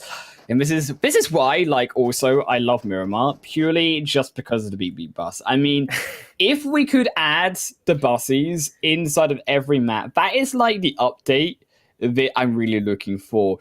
Who needs all of this 1.5 nonsense? I just want the simple things in life. Like I just want the buses. simple BP bus. I mean, like, I actually love that. It's almost like there's something from your childhood times that like led you to this moment to show that affection, and I love it. What else do I love? That question that I asked before, like, this zone even popped. We talked about how tricky it is to find a spot there. No one's touching the Trimasera Church, but it doesn't matter because it will shift away from it once again. So it will be about, should I draw the midpoint of the circle to the very bottom of Los Leones? So you either need to decide and know how to play a little bit of city fights, I should say, or you need to know that type of hills to the south of Los Leones. And to be honest, if I get to choose, I wouldn't choose either of that because that's quite terrifying. But these teams may know better than I do. At least I want to see them having good scouting, and sometimes merging that scouting with some opening and claiming of strong positions. But here's where I really find it interesting on Los Leones to hold down as a compound, or should I say a big compound, a city, because towards the western side, very intriguing, I always think, because you have those more tiered parts of hills leading up into the city itself. Yep. However, it is very difficult to hold. I'm interested to see if teams will be brave enough to hold that, and if so, how they will be able to hold that is also their One King Gaming get popped through and one on their journey out of Trimasera. Pling will stay alive, but not so much their comrade. Oh, and that is second kill going to 777. I think, like, especially with them dropping around La Julera, like, I can't imagine them having the best loot, and unless they have the best luck. But to get those early kills actually would compensate that type of pacing in phase one, and they still got some distance to travel. But if they keep this type of aggression, if they can do it in a very smart and controlled way, I think they can come in to this third game, very nicely as well. And it seems like they're still playing with so much confidence as well. But to be going back to the point, Votaz, and about that western side of Los Leones, I mean, I wanted to get your ideas on this because is that then a good idea for teams to look at that location and try to find specifically there a spot on the edge of Los Leones on the western side, try to risk foes for the kills and teams entering in? I think there were quite a lot of spots like on that side where you talk about like dips, but let's not forget the landscape is extremely tricky. Like you can find a bit of a dip to play and scout off everything to the north with a little bit of relative high ground, but you may lose like your access to some of the lower ground bits like on that south. So I think it's a great idea. You just need to do your great scouting, make that your anchor point, and slowly work your way through. And it's not going to be easy anyway. I think will be about a lot of neutral fights, a lot of neutral fights, but I love neutral fights because that shows a lot of control of pacing, like and adaptiveness of teams, like decisiveness that really needs to come through in something that they may not expect, and you just really need to respond straight away. And some people just panic when they know, oh, like enemy here, like everything counts, even in the tone of those comms, right? So like this is a great game 3 and a challenging zone, but we are here to be challenged, like not just as casters, but these players, because we want a great representative of the region. And particularly around that more eastern side as well, as the zone will shift in towards Los Leones. We can confirm through a finish in the city, but for war towards here, I think KLR heading over most wanted on the eastern side. Arena 51, you could argue as well, coming in from the north. These mountain ridges, these are what I'm really looking at when it comes to the strength of these teams. Because again, information is going to be something that isn't as easy to garner inside the city itself, because it is so close quarter. There are so many line of sight blockades in terms of the buildings themselves being so compact. You then also look, I think, towards the side of those 5-stack buildings, right? Because those 5 stacks, they become even more important for that information. Yeah, I think it's so hard to play because I assume there will be a huge discrepancy when it comes to the map knowledge in this extremely huge city. Like, you need to know what buildings are extremely OP. You need to know how to hold it, why you take it, as well as the escape strategy if you ever need to move. Especially when you look at most wanted, having some split here, there could be some desperation, full team, full send crashes and coming into any of these compound, and those teams with a split would need to know how to execute it. Like, you may open fire, but then you may be split, and it comes down to all these angles, almost like lines that you need to draw. You need to be so knowledgeable of Los Leones to come out of it not just alive but extremely strong. I mean, to be fair, this zone really does play like it is a lion in this third game, making it so difficult. Is only going to continue to prey on these squads, moving further in onto the city, getting caught out by that lack of information, as we said. But information, something that the far out squads not going to have as much. And Team 1802, they are up against Spill on the edge. Is Gordish on their slight own, as the rest, I think, of Spill are more interested in rotating away, making that wide rotation. I like this from Spill, because I think this is the then discipline of saying, well, we can't really take this fight. We are on the edge of the zone. If it goes towards the northern side, we're going to have to fight through a city of Los Leones. It's going to take us a little bit of time to trawl through that location, so we will escape through for now and buy us that time. Yeah, but you know what, the Prada right here, this is a little bit rough, buddy. I mean, this spot, I think it's just getting shot down like on rotation, and to be knocked around there, I think could come from, it's just an educated guess, like from a little bit of a disrespectful rotation. Like, going through the main road expecting not to be punished by it is a little bit of a push. But you know what, like, the other squad is definitely playing it by the book, and 777 taking the 5th kill right now. And with this full squad in some of these compounds, not only good on paper when it comes to sight lines, but also flexibility, and they will get the circle as well. So we will have a very balanced circle, because we will have those who come from the western side who can battle around that bit of that side of the road. We've got the southern boys who can enter those hills closer to the middle, and we have the city boys who need to find a way to maneuver through, like, in the coming phases. So this is a great circle. It tests a lot of skills, but my question will be for those teams still very far out on the northern side who will come in late to a very saturated northern edge. I'm very intrigued to see who will control those ridge lines, and more so the hills just above what does look to be the various silos towards the south side, Tarzan. That's what I think comes towards the highest point of this zone, and again, the best, I think, points of really view down upon enemies approaching in. However, towards the more northern end, those squads rotating through, it is going to be strong, and it is going to be a difficult rotation that they have to fight through. Yes, you do have the more peaceful position of those buildings to cover you. However, at the same time, it's going to take a lot more time to get through to that south side. And depending on where this zone does go, I think the teams also from this city, they're not going to be too aggressive to make that rotation to the south side, because there always is that possibility that if you rotate towards the south side and then it goes back towards the north, you're only going to waste that previous rotation. Yeah, I think that is a quite established idea as well. I think if I try to explain it a different way as well, I say some other considerations. Like, it's so hard to decide whether to play loud or stealthy, like when you're still in the city. Like, you may want to force someone to not come so close that you can rotate out later on, but sometimes you want to make sure that you find the right time to strike as well and conquer, yet to find a good spot, just cruising around the city this way, and that is really punishable. And I think that is what should happen to them in this stack city. You should do a bit of a, like, I don't know, like a casual spin in Los Leones and not getting punished. That is a little bit disrespectful, but that is also a bit of over rotation. But I can respect that because they want to be closer to, the middle of the circle, but the price needs to be there.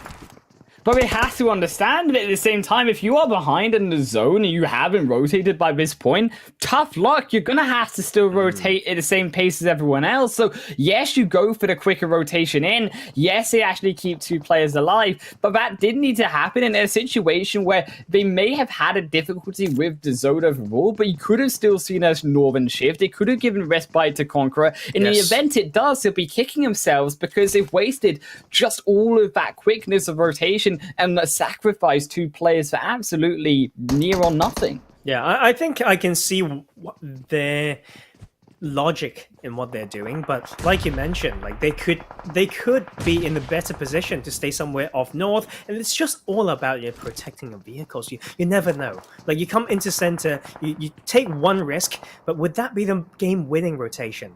It can hardly be for this. It's still phase 4. Like, it can still 15 teams. Exactly. And that is why you want to keep your options open by also keeping your resources there. And you can see these sites is just amazing to see. Like, you don't park your car like this. You don't park it like that. As you get, like, Conqueror made that, but arguably, they didn't have to go as far. They can still have a very decent position on the northern side with some strong buildings. Now they've got no elevation, no further covers for them to play off as a duo. But I do find this circuit extremely interesting because we still have the dissection. We've got the northern half, then we have the bottom left quadrant and the bottom right quadrant for 3 types of landscape, for 3 types of potential strategy that's needed to survive to that late game. But the only problem is that south side, that hill, is very probably impossible, you could argue, here in a way, to be able to climb up it at this point late in the game. So if teams do want to prepare for a southern shift, they're going to have to actually go towards more of that western side, and where you do see those teams coming in from west, Los Leones more importantly, to make that skirt around, because again, there is no real way around opposite towards the eastern end, which then bottlenecks all of these teams on that northern side. So really you are relying on a zone that is either going to be nice enough to stay on the northern side, or is going to brutalize so many of them by this phase 6 shift in the most quickest portion of the game, where we have to make those fast rotations. Like Conqueror is heavy, but it's a hard price to pay to survive. There's so many action going on everywhere. Like the thing can go beyond that as well. You can see people using the utilities at these phases to get knocks that they can't, follow with the confirmed kill. And I seriously and incredibly, how should I say? I can't say it more. I really, really, really dislike that. Like, I think with this type of circle, you keep your utilities. Like, you don't waste anything. And if you can't get that confirmed kill, you compromise your position as well for the unknown position of the phase 6. So, like, a lot of these utilities will be too low for a lot of these teams for no bloody reason. And I don't like that one bit. And we will see some punishment coming through later on, and that will be huge. Hold that thought, S2S. Need to hold this down. Dragon's been fragging so hard. Can he continue with that rampage there? He is going back, but here the rest of Shoot to Survive. They've realized his location, and Golden has coupled up. It is a 2-on-4 situation. However, the blue zone is going to help the third man. Shoot to Survive across the edge of the ridge line, but they do get caught immediately as they surface on the top. A second will fall, and now it's straight back down to one player. Shoot to Survive getting hard punished. There's only now Chief alive, but will run straight back into the blue. Into death. Dragon will fall, is on the backside. It was there the rest of Arena 51 to catch out a smart rotation. So actually, to be fair, she was, excuse me, apologies there from the far angle who were able to take it. And Dragon will be confirmed through. Excuse me there. I'm just talking about myself, but look at that circle. That is brutal. And I think this is huge for 777 Esports, and I will tell you why. We talked about hard shifts and the effects of funneling. 777 can get a spot in if they can establish that entrance on that southwestern edge and catch all this funnel from this huge dips here. And the third party is there. Whoever survives should go into those hands. So this is when the zone luck really matters, but the players need to do the job to get the most out of it. So Spill really need to make some big brain plays, even make use of those rotation to get some opening knocks in the spot they want to enter through. I feel that here for realistically 1802, the problem for them is that they're again going to fall off the position of these southern teams. You're trying to make it in onto a zone where you're crossing those roads. You're crossing those moats effectively into the castle of phase 6. And that is what is going to be so difficult. You expect that probably only one of those squads are going to survive as most wanted. They also do not care for Born for Victory to survive. They will chuck grenades in, but not to success. Instead, they reveal their position. It's the position of Wizard also going to be evacuated. That phase 6 is closing in. And again, so many teams closing into what is so few parts of cover. And that's Most Wanted trying to move as a unit as well. 12 incredibly low would mean that he can't help with that push, but that will be the pre-fire coming through. The hipfire is strong, and that will be Most Wanted with brute force for the first time in forever. Make that count. The third one maybe, but 12 gets slowed down. Born for Victory, they are alive, but they will not have to hold firm for now. They need to keep moving. It will be continuing. Most Wanted on to now Alternative. Also Most Wanted going to lose 12. Spill Kelly Boy will confirm through the help of Gordish. Royman as well, and Lakrita will be the final one, joined by Arena 51 Esports. They're also Born for Victory going to snipe down Bronzer. And that is a brilliant funnel play from that southwestern side. I think it's quite easy to predict as well. But I think the next circle will be so brutal for many of these teams. It's about every small cover. You know, like you wish that you've learned, use a lot of your brain capacity to learn the map so that you can find just that one rock sometimes in those circles to, you know, get the advantage. 1802 Jack, and he won't be able to survive even longer. But 777 down to 3, but 10 kills on board. 777, they do have to hold away for now, is they have nowhere to go inside of the zone, no Tars, and they need to be able to continue to push further through that silo. It does offer them some protection. They can rotate around the edge. Excuse me, they are also there. Silly and Paul, for all intents and purposes, they have been the first two to fall, but now they have to hold up the mantle of this top 5 team, and they do strike, rightly so, a second now with the help of Pling. And now Almy will take down UV and 777. It all just looks so bad. Silly from the back end of the pipe. Surprise is now Sauron on the back end. Makes a revive onto UV. Paul defending away Foreign Union. But still Silly not willing to push. He should be realistically going in for this, but not willing to push with that smoke. Finally, the support from Paul, but Paul goes down. Paul gets bursted through. Where's the support from Silly? Is not quite there. As now Sauron moves further up. 777, the fallen comrade. The information has been lost, and now 777 jumps back down, tries to find a strikes, will grab it. Sauron with the outplay. And that is great maneuver. The confidence coming through as well. But on the other hand, this is crazy. No one can reach to anywhere safe without casualties. And Champion Gaming, they're not quite done yet because Alternative Esport, they're just continuing to move further in, but they've only got God Mel's available to them, and now Yada and David, the two solo players, to try and fight their way across outside of the building. They are outside of zone. Phase 7 will continue to move in, but Born for Victory tank up too much. They lose themselves out to the blue, and Most Wanted, they force themselves further in. Blur into a solo player is now Champion Gaming. 8 kills up, 8 kills strong, can continue to close this game away. Hardman on the edge of the smoke, though. Is the rest of Alternative will fall to phase 7 zone. Yada gets caught, peeks too far, and Hardman will punish. And to the rest of Most Wanted, adds as well alive. Yes, you still have David, but David gets blown And now, with a 3-point fire, Most Wanted survive to second. 4 kills for them, but they have only Hardman remaining. As got knocked, and for Foreign Union, they may just snatch away this game. King and the rest of UT. Grenade goes over, and it's a double to clean over Most Wanted. They steal the victory back. My God, we talked about, we talked about clumping. We talked about clutching. We talked about upsets. Most Wanted definitely needed that one, but also the side of FE Foreign Union. Yeah. We didn't expect them to be in the end zone as well, but they patiently waited, True. and made it there. But that's that clumping. That is like almost anticlimactic, but also very climactic. It depends on how you want to see it. That was a crazy Miramar game. We talked about Los Leones from the start, and that's where we got that ending.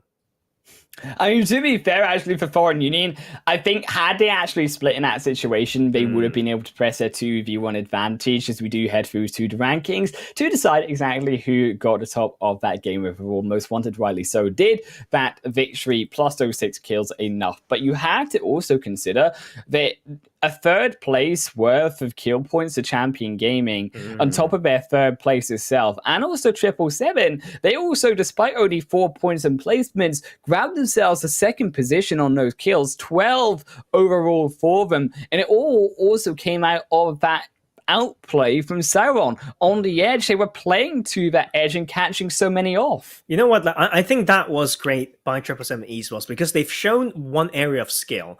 They've shown that they can fight for a spot in the circle when the circle's not on their side. And there's so many teams who would just all die in that situation, but they got a decent amount of placement points as well as just killing their way in and leading that kill chart. So that is the squad like really on form right there. Of course, like Most Wanted is playing in the more conservative like style to make sure they got some placements first, but in the final zone there they had some really great ideas. They split their players 3 ways for 3 options for 3 ways of entry. They took the bet and then one of them survived, but that was enough, and that's how they got the dub and that win as well.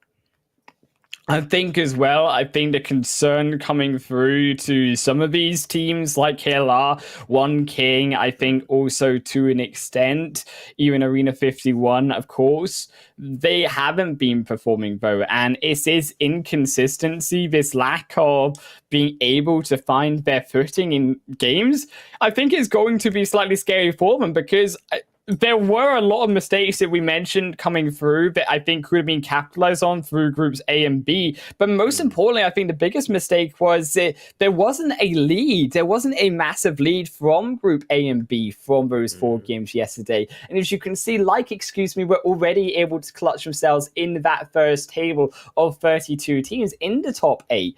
And this is something that these teams could have been capitalizing on as well. And by missing out on this because they can't take advantage of the points day 1 of competition, that is what I think has to be changing coming into game 4. Is we will head through to one final break for the final game, and we will catch you guys on the flip side.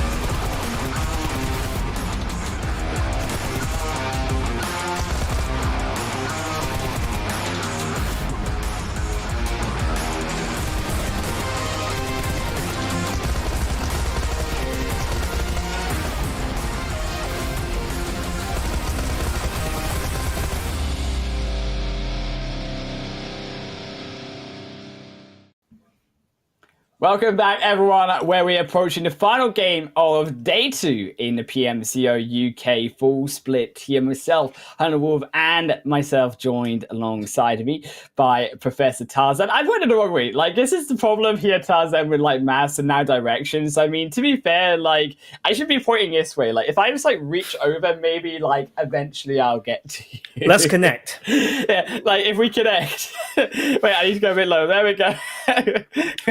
You know what? As we go to the overall standings, joining hands over to the end of game 3.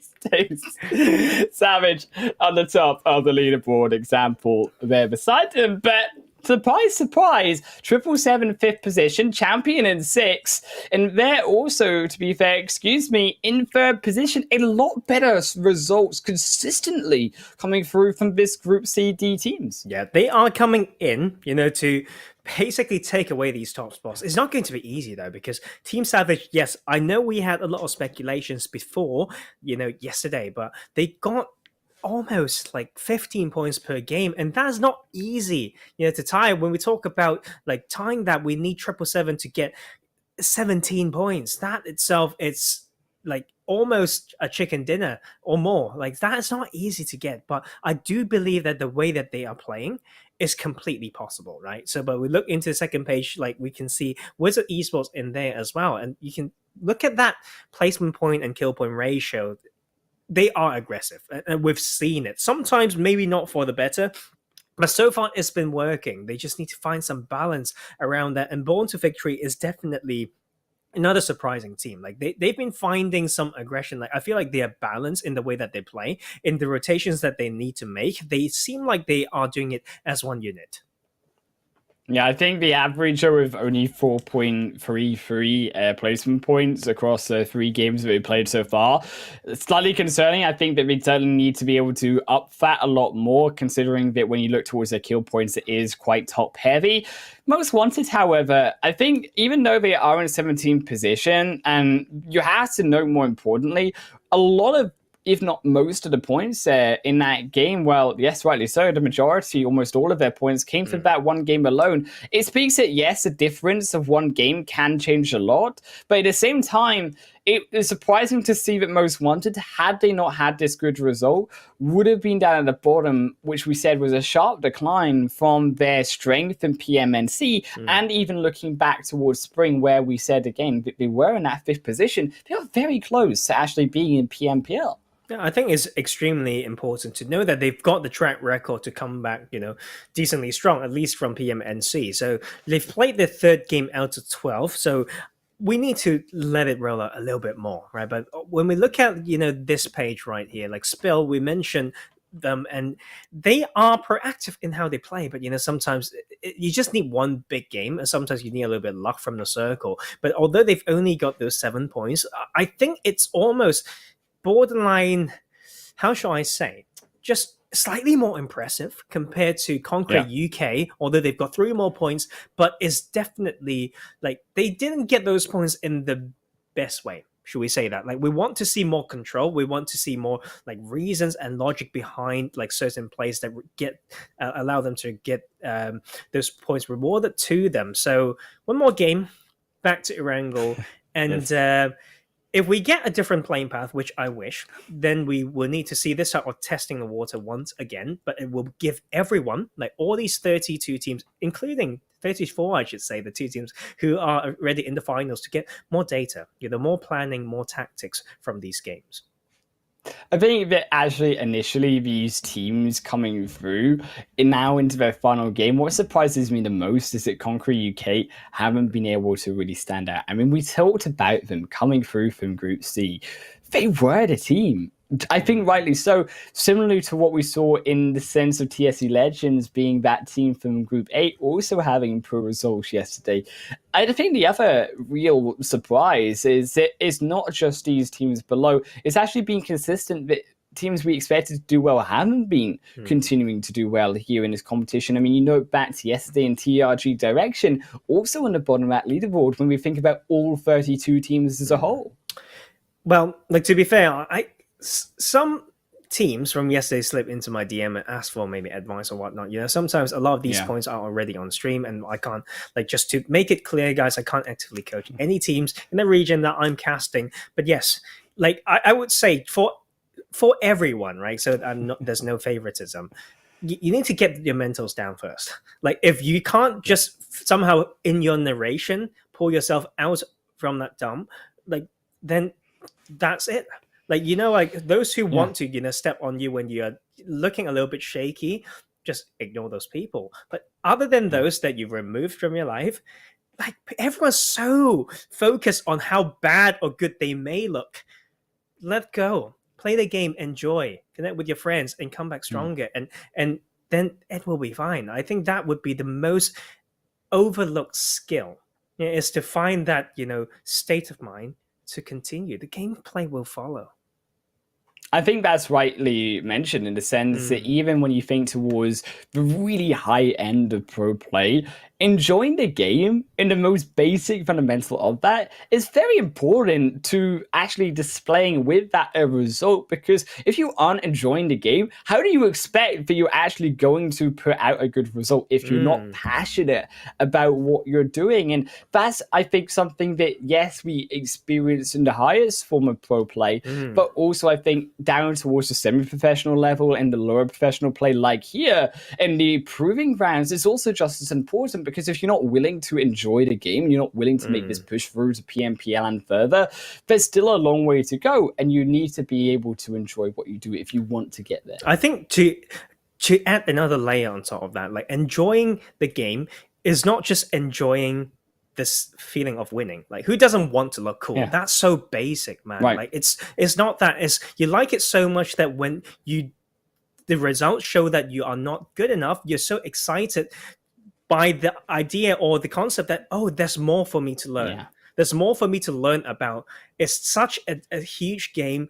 There's more that I can expand into, instead of saying that I just want the pure feeling of whatever and however I am now. That's good. I want to feel the best and be the best just the way that I am. No one in the world in any aspects who are great in what they do will tell you that's the mentality to succeed. And I think that is, having had a medical background and being, I'd say, like, I'll try to be, now I will try to be humble, but I am, like, decently, like, happy with the progress in that type and that aspect of my life.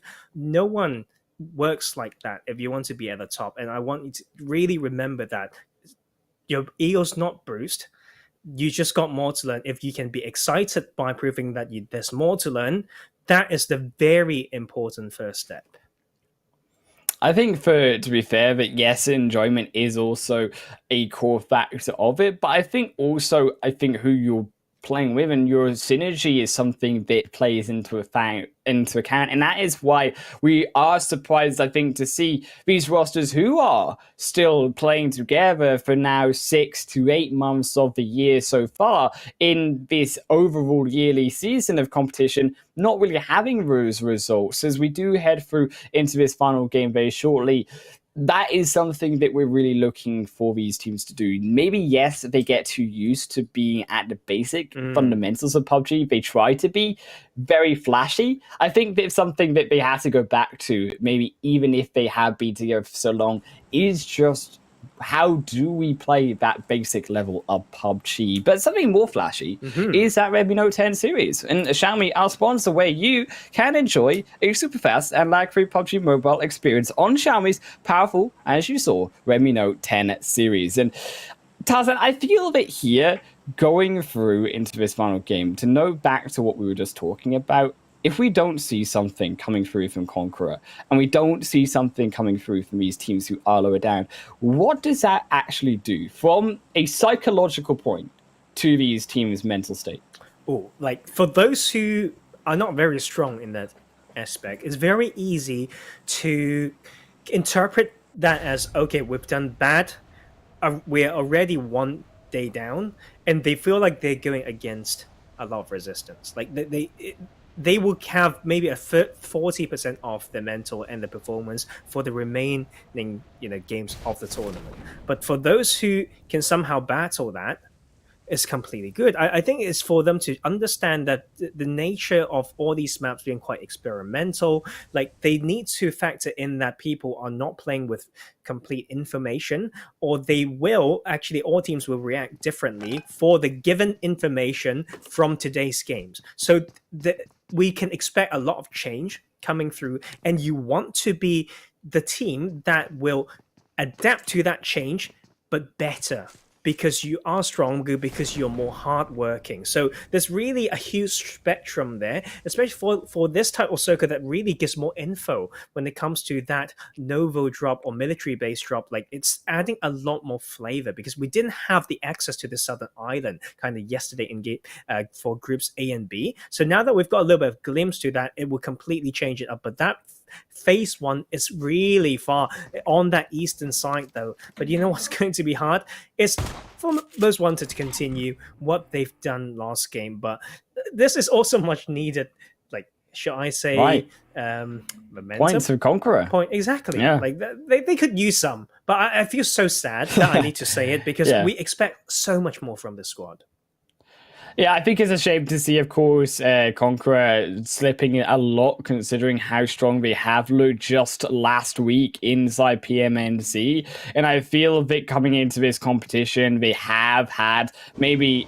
It could be burnout, it could be something going on internally that is up to them to decide, but it certainly has changed in this short space of time how strong a team they look, even though they are the same players. Is also up against them will be One King Gaming, Kaiwan against Born of the Victory, and this is where Born of the Victory, can they find this fourth game in a row where they have that aggressiveness? Well, yes, it does seem to be the case, because Zagros now down, but Krazen is going to continue to move. And what I love about this, Kaiwan not making a single movement, being aware of those sound cues that they give away. Yeah, and I mean, this could come through a little bit late, like after teammates died. Like, but you can see that was a very half-hearted thing that they are doing. But I think it's also arguable, because when it comes to Quarry, the hospital, I should say, like all these parts, when it's so split, it's about the battle of the support. Like when you have the off angle, which you can see B4V being more proactive coming in, that IKG really needs to go it down. It's like one King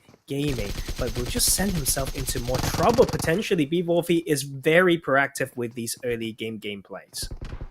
One King is always stands, but he don't go up the stairs. Nighty got outplayed, he got outsmarted. Here is he almost could have taken two, but it's still a 2v1 situation. And unfortunately, Kryzen is able to drop shot down Kaiwan, and it will confirm them through. Unfortunately, I think it all came off the fact that Barbie survived at the start of that fight, Tarzan, with near on 1 HP, and as a result, they couldn't find that double knock. So then Kryzen moves in, it's still a 2v1 situation. A little bit sad to watch. Like, Knight just gave the angle away when his teammate was healing. So there's like, to prevent the double knock to come through, he has to let him go and can't stop the thirst. Like, that was so unfortunate. But it's also about something, the side of that solo for One King Gaming that's done well, into kind of just falling, leaving the enemy, although they've got 3 players, but when you're a little bit confused, that solo can be very, very deadly. And we look around this area as well, like of the map, it's still extremely volatile. Like, teams are still testing the water. So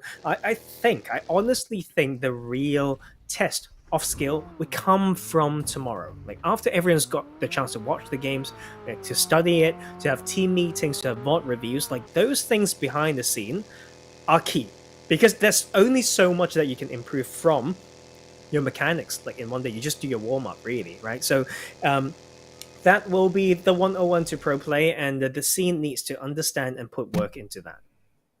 Yeah, I think it feels almost like, if we go back to, what you do in terms of theatre, right? A lot of the practice and a lot of the result comes through from the preparation and that practice itself, should I say, because yes, you can pull out a brilliant show maybe once or twice on a fluke or a whim, but if you want to have that consistent, result, you have to be able to put in the work behind the scenes, because 90% of your results at the end of the day probably are going to effectively come from all of that preparation work you did before the game even started. Yeah, you know what? That preparation, I love that you like drag my work in, like doing music with this and all that. That preparation is so key in the sense that it has plans A, B, C, D, E, everything. Like they plan out if this like performer goes down, then we've got this way to fit it back up. Everything is like a well-oiled machine. Like they have a protocol for everything, and they've got rules to guide that before. So it will be the same when it comes to when you're given that situation that you may need to face this team in this drop. But if we don't have perfect information, this is how we're going to do this split. If we see someone there, we adjust to this split, and if that happens, we adjust. Like a lot of things can be practiced, can be hypothesized, and therefore practiced. But to go back as well to the zone, what I feel is so beautiful about this final game is that though this zone actually looks like it is fairly difficult, yes, in a way it can be, but it's actually quite blessing to these teams because, yes, it is far away, but on the opposite end, it means that no one is going to be inside the zone. And also, unfortunately, one king going to be forced out of this match allows teams to be able to rotate from the south. They can cross from Novo in towards Milta Power. They can cross across the South Bridge on the eastern side. They can come through the main portion of Erangel, or there's two different directions on the north side. You can either come through Yasnaya Polyana Bridge, or even rotate wide around Stalba if you are quick enough. So there are multiple angles into this match, which means now is how teams are willing to really go about that. What do they choose to go into this zone? And how effectively and how quickly do they make that rotation? Because how quickly they make it and how much time they give themselves depends a lot on where they actually should be going. Yeah, you need to see where you're driving as well, buddy. You know what? I mean, yeah, if you put L plates.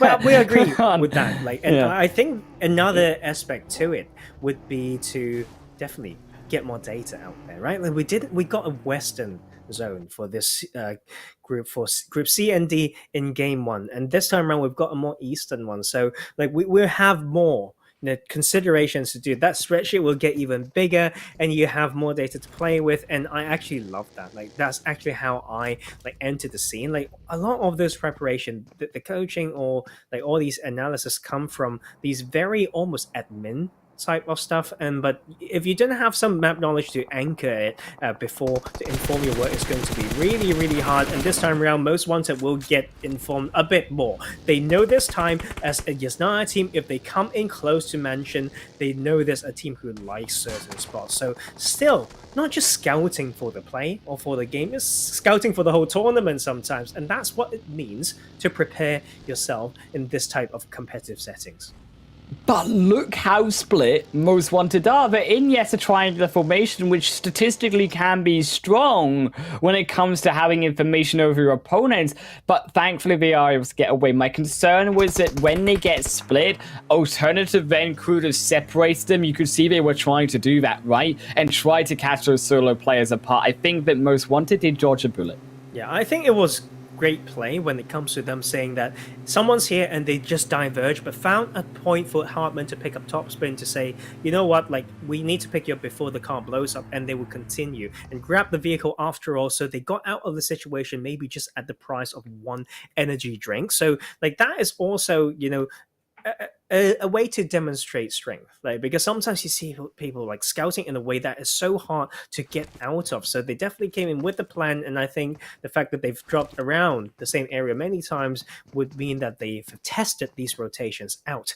And we want to look at the circle a bit more, so we want to see that on the screen. Hopefully we will, and talk about Wizard Esports. I think they are so mysterious in a way. Like the way that they play is like we've seen quite a lot of them, but at the same time not, because it may be from the solo plays, and you're seeing them get some big points, but at the same time not. Same other games, so it's just so far so hard to define this team. But there's something that they are doing that is going well for them for those 22 kill points. I mean, in fairness, right, a lot of them came through from Erangel in that first game. Yes. So actually, to extent Dragon is the MVP player of this team, albeit they're actually Joker, Golden, and so on. They are players who we've seen in previous recent competitions. As we mentioned, PMNC, the main one for a lot of these players and teams just coming out of it and refreshing back into the next UK scene competition. I actually feel that they do have that potential. They clearly can work together as a squad. They have that individual player as well. It's just curious to where and why they are positioning in a way that in the mid-game Wizard, they do lose those players. They don't come to the late game with the strength in numbers, but it can't translate that early aggression to that late game aggression. Is that mid portion that is difficult to really answer for as a squad. Yeah, I think those circles definitely will have a huge effect on it. Like when it comes to what compounds they're able to claim, can they claim it easily? Like at what speed or in what way are they going to claim it? Like those things will matter a lot. And I think one very good way to define a team style would be how they play when they've lost maybe 1, 2, or even 3 players. Like those things would be very, very key. Conquer UK, though, they've been given a kill early on, but this time around they need to do at least a 1v2 this way. Hisoka is left on their own. To escape from school is impossible. Pretty much Hisoka has to pull off a difficult, impossible task here against Shoot to survive. There's Pew Pew Pew. It's on the backside. The sheep hands down, gets taken up. There's another knock, but it won't be to the case of Pew Pew Pew. It is now going to be the second coming through from support of Snowboy and Danoka. They will close out the rest. And it's actually going to be a complete flush. Look in the backside. Shoot to survive. That extra player could not defend. But sus. That is some alien-esque moves coming through. As now the rest, unfortunately, though, a third party, Foreign Union, are here to clean up. It feels bad, man, when you make a play like that, Tarzan, and a team comes to dice you down. Oh my, yeah, it's the small things. It's a matter of seconds different. Like Hisoka and Danoka needed to wait for each other just for 2 more seconds to take that numbers advantage. And I think Foreign Union is a little bit late to the party. I can't believe that they've only come in now. And this is is a bit of a heartbreaking one. Like you need to time it well. And S2S may be able to hold this down still because they've been under pressure. The adrenaline is there. The confidence is there as well.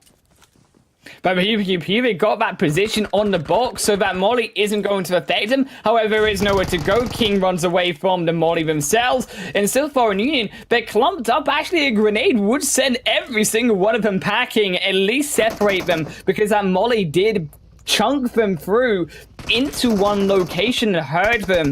They have survived, though.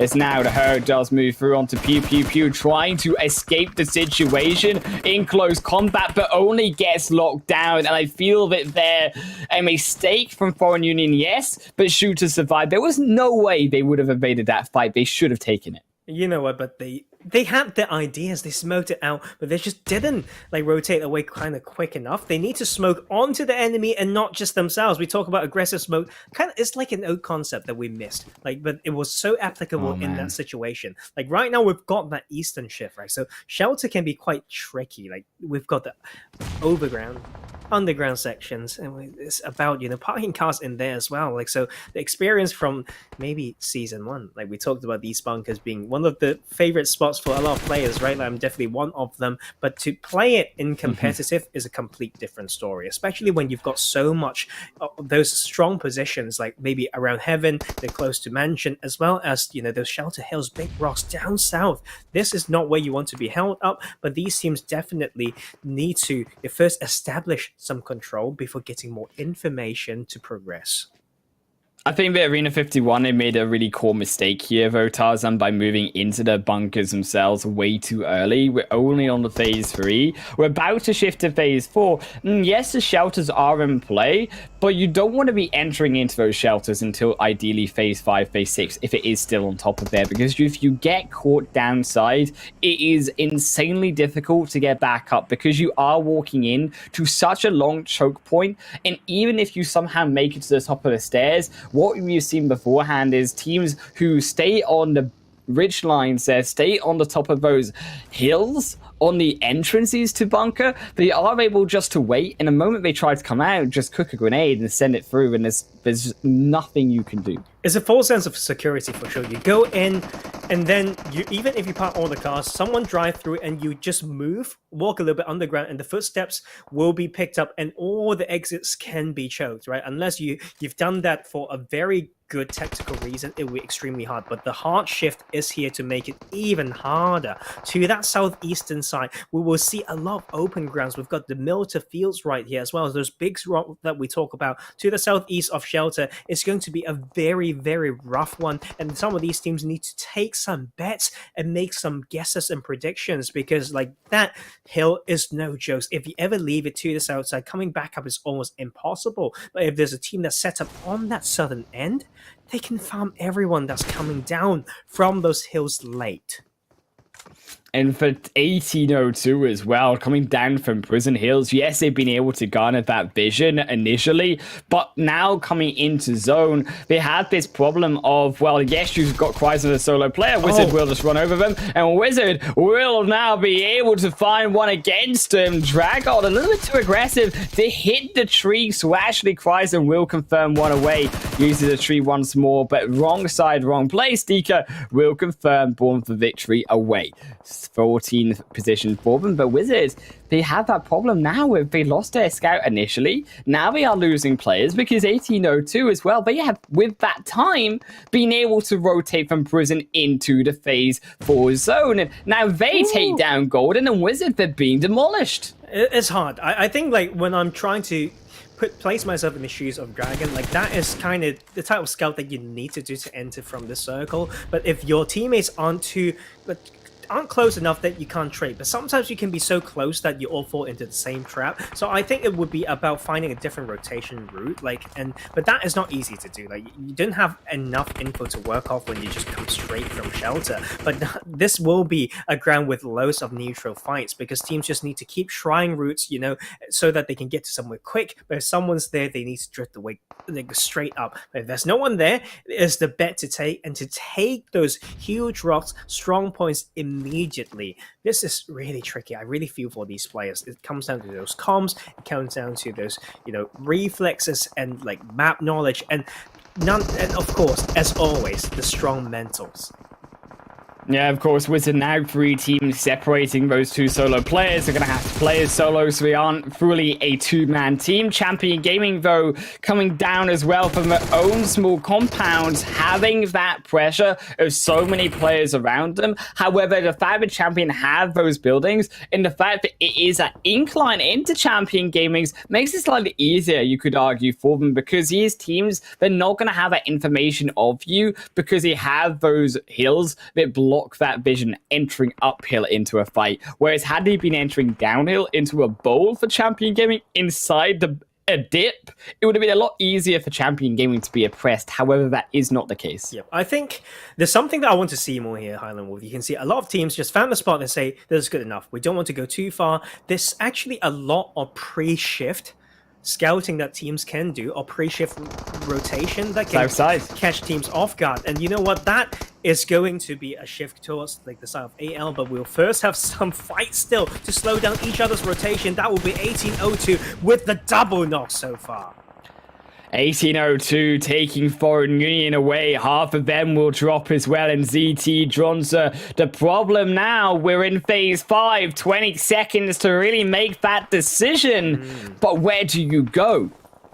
It's extremely hard. Like, you need to go get some opening to get out of the certain pocket of area that you're in, and just kind of just go all in. You may need to risk a scout or whatnot, but the earlier you get to somewhere that you can assess the situation, the more time you can adjust to it. Like, you don't want to go with the blue in a way. And that is not going to be an easy one. 777 having found a good spot, the over-aggression coming through a little bit, and they need the support to come through. Now, Alternative Esports got their big split. It's time to tighten. I don't think this is a time to do more aggression, and this is time for teams to also come in to third party, in close proximity. Excuse me, they are on the edge, but they have to roll back down the hill. Alternative, they spotted them. Alternative equally will want nothing to do with this fight. Costi and Silly, they secured a Wizard Tower for now inside the zone, but there is still so many more players to come in. 31 of them in total. Paul separated himself will not be so lucky as Arena 51. Definitely the luck not with them, as they will fall in 13th position. You know what? Like, that is a great spot that 777 East was held. Like, they gave them options, but also some, relative high ground to control a particular side, but with rich lines to cover and give them options to rotate later on. You can see 1802 being stuck from that fight earlier, just really slowed down the rotation. Most Wanted will need to potentially make that trade-off as well, but Ads will make the job done for now, and this is time to go in further. But that location is so punishing. Like, although there's so many trees, it's so hard to stay safe. And this ridge lines around these final zones, because there are so many, it makes it so difficult for all of those northern teams, rightly so, going over into the opposition of Champion Gaming. And this is why, as we said, because they control that compound, they are able to continue to find these kills. Now a second onto Ads, and here now they give away their position, but we have all of those players behind them to back them up. And Top Spin getting caught from a third party just completely forgets Champion up there will also fall. Hardman, the final one, will be confirmed through a quick one secured by Yaya, means that they will also evade the danger of the blue zone potentially. That was actually a great control for the pocket position by Champion Gaming. Like, they found that position. They don't have to be exposed to downhill, but they've been waiting and waiting. They got full information and they strike, methodologically. That's what I want to see. And as a team that's new, in our eyes, that is a great way to show that their skills. But they will need to do this more, because now they've got Pablo with the entry. But that hill is not easy to get down to, although it looks extremely close. But that relative high ground could be extremely strong for them. But Pablo will lose his spot in the circle. For Ninvo, they are also inside the zone, but look who else! Spill! This is potentially their game here, Tarzan. And Gordish, if only they would step up, they could have maybe potentially caught out Champion, but they'll be punished anyways by Foreign Union, as now ZT doubles up on the damage. Will load it through with Donza's grenade, and Dronza will confirm potentially even, yes, Yada with an extra damage. That'll be no support coming through from Champion Gaming. But still, we are very, very hesitant. And for me, when I look at hesitancy in a position like Spill, that could cost them by letting so many teams around them. They lose the advantage of being the only ones inside the zone. You know what? This could be huge for Spill, especially when it's coming through the fifth one. Just waiting for the time to strike, and that is great center zone control with the high ground and dips to play off as well. I believe they've got a good amount of players still alive as well, so this can be huge for them. You can see Champions Gaming, I feel like the sound of my compliment for them is still in the air, and they make a huge mistake, sending someone in, but the Overwatch was not established. That was a huge mistake. They could have taken that as a bit of a save as well as opening. Now they are stuck high ground, still deciding to open fire, so making their rotations later on a little bit harder. So we're back to that topic once again, and I don't think this will be easy for them. They've made into cover, and that will be great news, but there will be more for them to fight for. Again, a problem for Spill when you look about these ridge lines and you talk about, well, are you in a bowl, are you in a dip, or are you on that high ground? It is that Spill are on that lower ground. So to get that information, yes, Spill are inside the center of the zone, but they have to continuously peek up. And every single time they peek up, they're being vulnerable against so many around them. And as you can obviously see, Spill Royman does get knocked by David. David is continuing to move down that hill and causing problems, because as long as there are players on that northern side, it makes it more complex when there are the majority in the south as well, that you have to keep peeking up. They can shoot you down from behind. And you know what? I just can't stop thinking about how 777 Esports been playing this. They enter to an area that gives them options, to ridgeline after ridgeline. So there's possibility to reset, but they're down to a trio. Let's not forget, and that's down to a duo now. But that will be UV holding that off angle to make sure to stop that.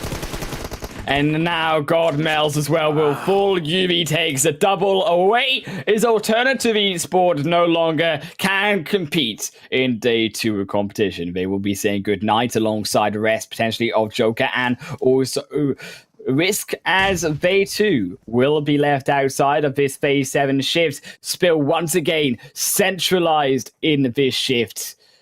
as they hold on to all the cards here. David on the edge as well. And as this zone moves in, this is where the kills start to come through. This is where teams start to drop because you cannot tank phase 7. Tarzan, you get engulfed by phase 7. You die. It's going to be so painful, but you know what? Like, Spill is in a gaunt position, but they need to know how to when to hug one side of that cover and to clear another side first. They need to do this now, and is relative to the timing of the zone. You can see them just trying to play exactly how they played the last 2 phases, and this is how you lose your position. So I'm waiting for them to get punished right now. I know it sounds like I sound terrible, but you can't hold that spot like that. The game sense need to come through. There's always those one sneaky behind you. And rightly so, there are those 2 solo players, Wizard and also Crazy Killer Risk Up, still alive in the back end. 777, they could be caught unawares. Still, Spill could be caught unawares. Meanwhile, it is a 3v3 on the main side. Joker confirmed through with a held there as Spill. An extra one, almost double onto 777. That could have confirmed it's right then and there. The UV does make the revive. Londa still holding in firm on the front, has to defend against everyone here. Is still even Foreign Union in the contention of taking this game away. Dronza will not make a sound. Londa will not make a sound. A Spill, they move further in. Spill, they look to take this victory. 8 kills, 2 of them in total. This is the game, the points that they need. Last Rita almost gets knocked by the grenade. Gordish holding for now on the ridgeline. Very tricky. Is every step, is the time utilities that is synchronized with the team's movement, maybe as a unit, but the landscape provides a lot of just mystery when it comes to the potential plan for these players as well. Spill has been adding pressure, but it's going to be a 3v3v1. 777 definitely have more of that experience and momentum as well tonight, so I just can't even choose if I need to. And 777, they surely potentially have this game, but they have to get over this ridgeline. They have to try, be aware of the fact that, well, yes, Spill, they may be slightly split in a very quick engagement. If they can pull that off, they need to find those knocks initially. Spill, they just look a little bit too strong for now. On that ridgeline, they control the zone phase. They did go with them, and now Lakrita, they are able to finish off the rest of Foreign Union. They take down 2 at 777, and just like that, it is done. It is dusted.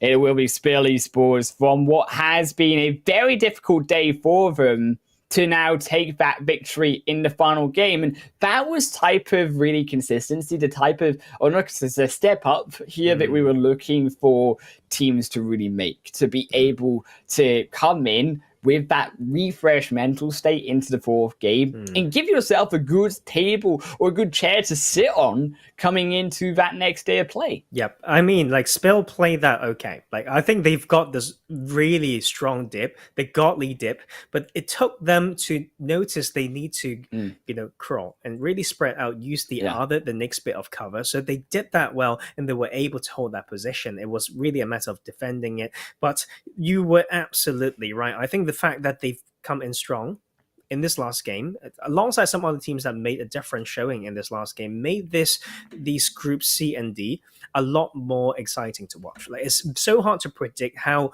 that will lead into their second days of play, and I think so far there will be more teams with momentum in this group compared to groups A and B. But I want to be wrong sometimes, because like predictions can't be right. Like, we're always just thinking about they might be in the slump.